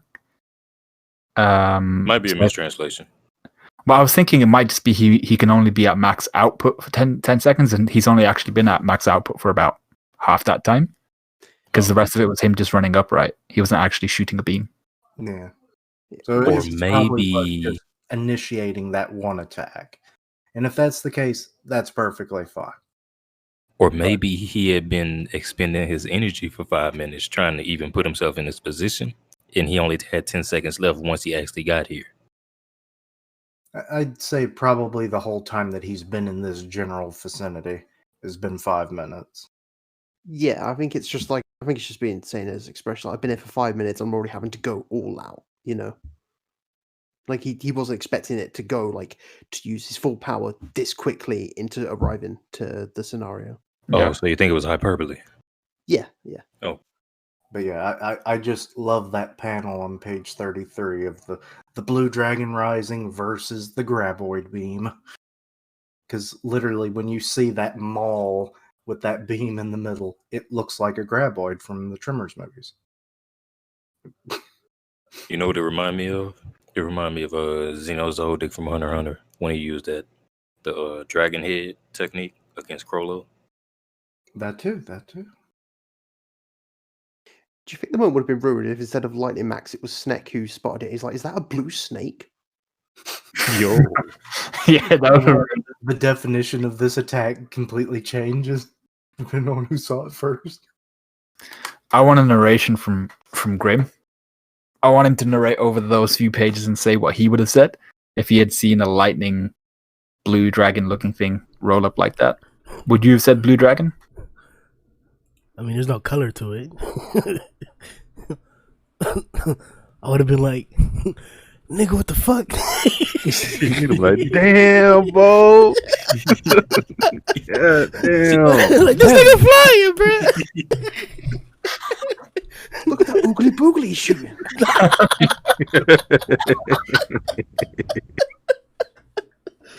Oh shit! Nah, high key, bro. I would have been running. Fuck out of here. Yeah, I'm not staying for that. Hell nah, bro. Yeah, you black. Nah, bro. They out here like niggas out here cutting the earth, bro. I'm not trying to fight that. Yes, it's already like another city by this point, huh? Or at least heading that way. In every fantasy I've had where I've had powers, I've never gotten to the point where I'm cutting the earth. Not one time, nigga. Oh shit. So since I have trashed the Genos down players pretty harshly, I do want to give some form of attention to something that I did here. It wasn't from them. It was actually from a Genos supporter, but this made a lot of sense to me. If we happen to go over the 10 seconds, it's likely that the core will explode.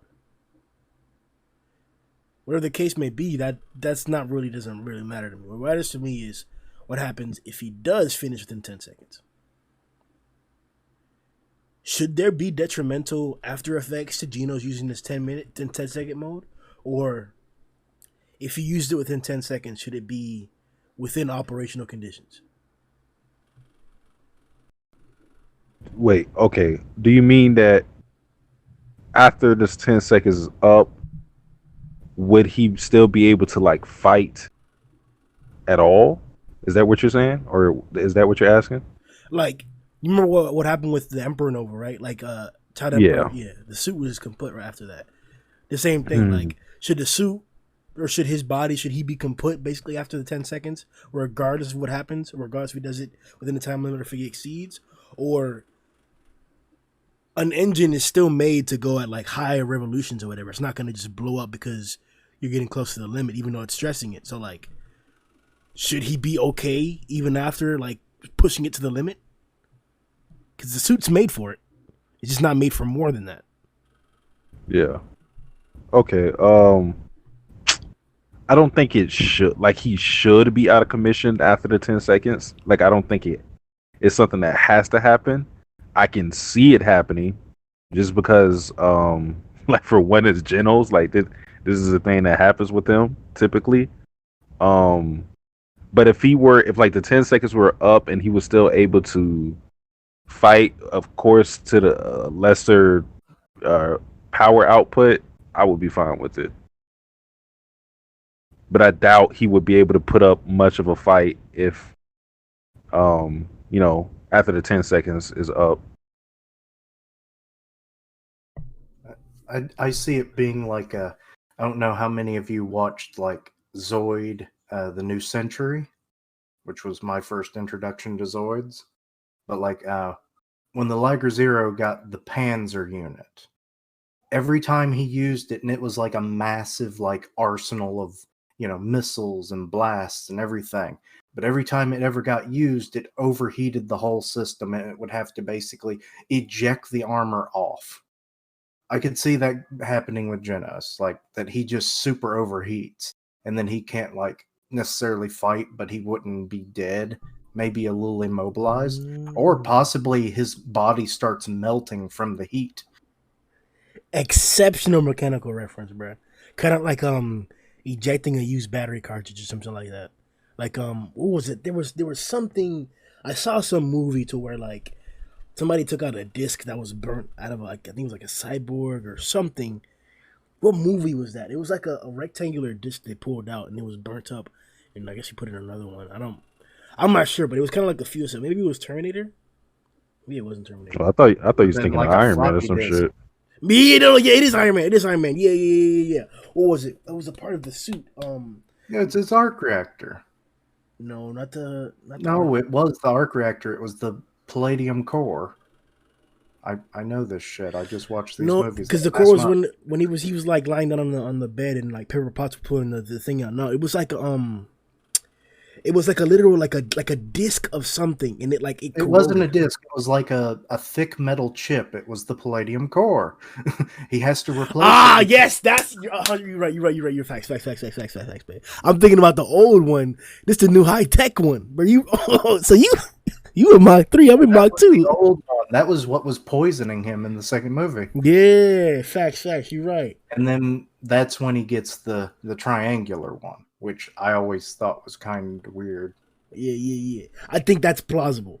Both of those plausible. To where like him using this mode does fuck him over, but maybe that's the use of it. Like it's he has to still be somehow like capable after the fact. But sure, he can't like pull out the high output. Fine, that could be a possibility. Or it could be the other option to where he can use the 10-second mode and bring out this much power and it doesn't kill him, but he just can't exceed the 10-second mode. Or it could be that just by using the 10-second mode, you're going to be fucked over regardless. 3 options, I think. My opinion. So he definitely might help win this fight, but still kind of take an L. It's like, we don't give assistant trophies here. Yeah, bitch. Steve-O, Sundown Matt, what do you guys think about the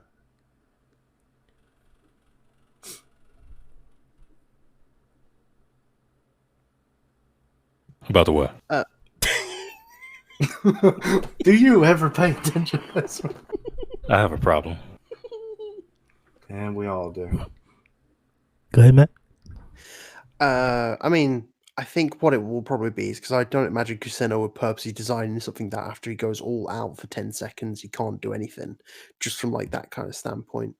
I think he'll be able to move. I think it's just designed that he probably won't like. He's not be able to show like the same kind of feats that he's been showing up till now, just be in a weakened state, or it's probably going to be like the classic anime trope of there's a time limit to this power, don't exceed it, and then there'll be a time in the future where things looking bad and Genos is going to have to go all out to defeat someone again and just like burn himself up because he's Genos and that's what he does. Ooh, the future play where he can use the 10 seconds, but he'll eventually have to exceed. Bruh, fuck with it, yo. And this is just a tease of him using it. That's too OP, bro. You're legitimately giving Genos an above dragon power, like a. God damn, man. I think eventually, but that's the whole point of his time limit is like thing is because Genos' power has been growing insane recently. It's like this can be like his thing for now is like if he stays at this level, but it's just a case of like expanding on the full power. So like in future arcs, it's like maybe he'll stay around this level, but like instead of for 10 seconds, he can do it for 30 seconds or a minute or like so every fight that he uses, it goes up a second. Well, yeah, like obviously more opponents he beats, Kuseno can upgrade his equipment and go, okay, so you can actually use this for a bit longer now. I do wonder if he's going to go along the I don't know if any of you watched the original Teen Titans from 2003, but that one episode where Cyborg, like, it was showing like the limits of his components, and then he eventually pushed it past 100%. I wonder if we're going to get that with Genos. Like, my only other Beautiful question episode, by the way. That's a good episode, yeah. My only question is this mad cyborg that Genos is after. Like, how powerful is it? Because at this point, if Genos finds it, will he just destroy it on the spot with the feelings he's showing now? I was kind of because I'm gonna say this real fast, and then Sundown and Steve, you guys go. I was kind of hoping that there would be a different cyborg that would well, not cyborg, a robot that would be shutting up, and it kind of makes sense now. And fuck it, Sundown. Just give me 2 seconds. I should have said that.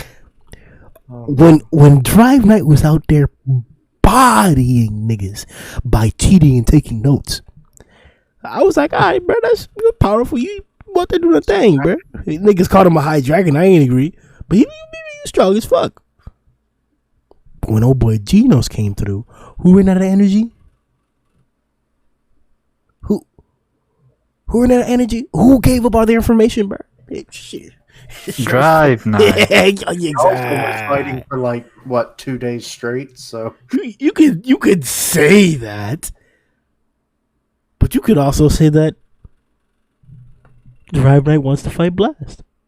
You could say that too. You could really say that too. So Kishin, I did say that. So Kishin, like, I'm just putting it out here that maybe Drive Night ain't get froggy because he knew what Genos was really about.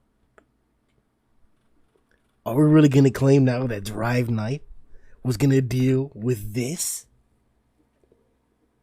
I don't think he had prep. But elaborate, Sundown and Steve, on what y'all niggas think about the whole 10-second thing. So the 10-second thing, I think you guys have pretty much already said the different options. I think if he goes above and beyond the 10 seconds at this moment in time, the effects will worsen the longer he chooses to go full power. So if he goes 11, it'll be less worse than if he were to go full 20 seconds, at which point he might like melt off his arms or something like that. I don't think he'll explode or his core will explode or anything like that. I think if he hits 10 seconds square and then shuts himself down or stops emitting damage power, he should be able to continue going. Maybe he might need some more recharge. But yeah, that's pretty much my opinion on it. Me personally, I actually think that nigga gonna die. Damn. That nigga gonna die. Yeah, I think he gonna die. I mean, it seemed pretty dire. And we went from optimistic to like skeptical on what might happen in the future to I mean, So, hang on. I mean, Don't put it like this. Gonna Don't put it make like out this. the song. I think that's what's supposed to be the consequence. But you know how it go in these stories where people are supposed to die but they don't. I think that's what it's gonna be like. You know, like it's imminent death, Genos, and then you get the flashback and it's like, oh, you're gonna die if you do. Yeah. well, I Like mean, that Mike got shit. Oh, you're gonna die. you're not wrong. I mean, like Genos' thing has been putting his body on the line every time he gets in a kind of a fight where he has to Is he a hero? go with that little bit. Yeah. So he's always putting his body on the line. His ass cheeks getting ripped off or some stuff. Ooh.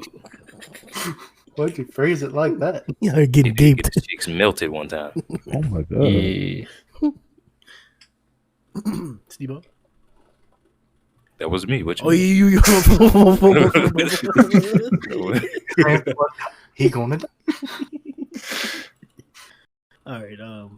I really like. Oh, We could downplay Flash and how he just admitted that like he's in a horrible position right now and that he should be embarrassed about that he's stuck under the rocks right now. Do you want to come back to Atomic for a second? That's how do kind you even get like that, bro? Like, Hey, bro, he's got to be pushing the rivalry, bro. He's got to know. He's got to be pushing that on purpose, bro. This is the genuine rivalry. Like in the same chapter, he trashes both of them, bro. Like, sure, niggas gonna be like, oh, Atomic got it worse, but why are you in Rubble still? You've been there for like fucking 4 chapters, nigga. Get the fuck out. Aren't you a ninja? Really, how much time has passed? This fucking clown, bruh. He don't know Earth style. Yeah. Yo, Grimm, did you say that when you saw Obito with half his face crushed under rocks? No. you a ninja, get yourself out of there, boy! Yeah, look at that rock, motherfucker. Away, do something. He also did not know Earth style. All right, I think that's pretty much it.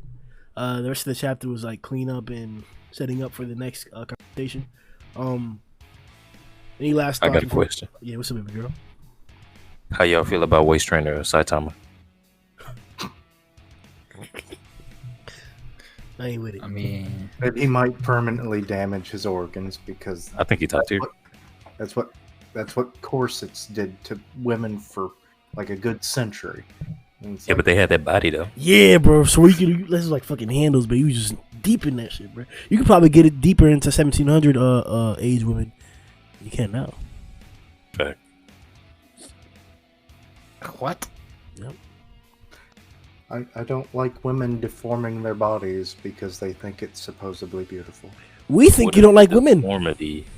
Like, you know how like, What? ancient women where they basically fold their feet to fit into smaller, like little toed shoes, and I'm like, oh, that's just painful. And Oh, is that the Chinese traditional footwear? Is it? yeah, Yeah. That's pretty grim. Like I've seen that. That's like, nasty. so that the corset, Hey. like all that kind of stuff. It's like, don't just let your natural beauty shine. Don't worry about that shit. This But nigga what said if don't it's not Also, beauty you'll though? live longer. What if it's not beauty though? What if there's some booger wolves? Some what? What? And how is the weird foot or the crushed organs going to help matters? Because that's like it's appealing. If you have a crushed foot or crushed organs, maybe in the Well, future I you mean- could get replaced by cyborg parts, and then you can oogla boogla anything you want to oogla boogla. But then your beam can be beaming. Mm-hmm. Cause like the finished product probably not it, but while it's happening, that's what it is. Steve-O knows, man. Yeah. I really didn't say nothing. I was like, nigga, what? Oh, shit. I said nothing at all just now. Oh God, you made me think of supposedly sexy Flanders. It's like I'm wearing nothing at all. Nothing. All right, so that's pretty much it, man. We could talk about some other points like the potential of Genos fighting Garou if he is or isn't kaput, and that would probably affect the decision about what's gonna happen after the 10 seconds. We could probably talk about like if Orochi will ever take control of the body and get the revenge that we heard before, which may not be necessary now. And there are a few other questions that have been asked in the polls. You guys want to check those out? Go to the community tab and answer those, and we'll be doing videos for those along the week. If you want to hear other content besides One Punch Man, along with other One Punch Man content as well, check out everybody's channels. The links will be in the description. If you want to support the channel, check out our Patreon below. We got a bunch of different tiers where you get a bunch of different privileges, and you can get a bunch of different blowjobs and stuff like that. And you can also come to Discord. Check out the link in the description down there below too. It's where we talk about everything all the time, bro. Like we're doing right now, we do that in Discord, man. We just be sitting there like doing the same thing that we do now, but in Discord. Same exact thing, man. Like right now, the same thing we're doing right now. We'll be doing that in Discord. Right now. You're In Discord. This very second, you could be in the Discord talking this very same shit. right Come now. In Discord. Like he said. Subscribe. Yeah! My bad. Yo. what happened?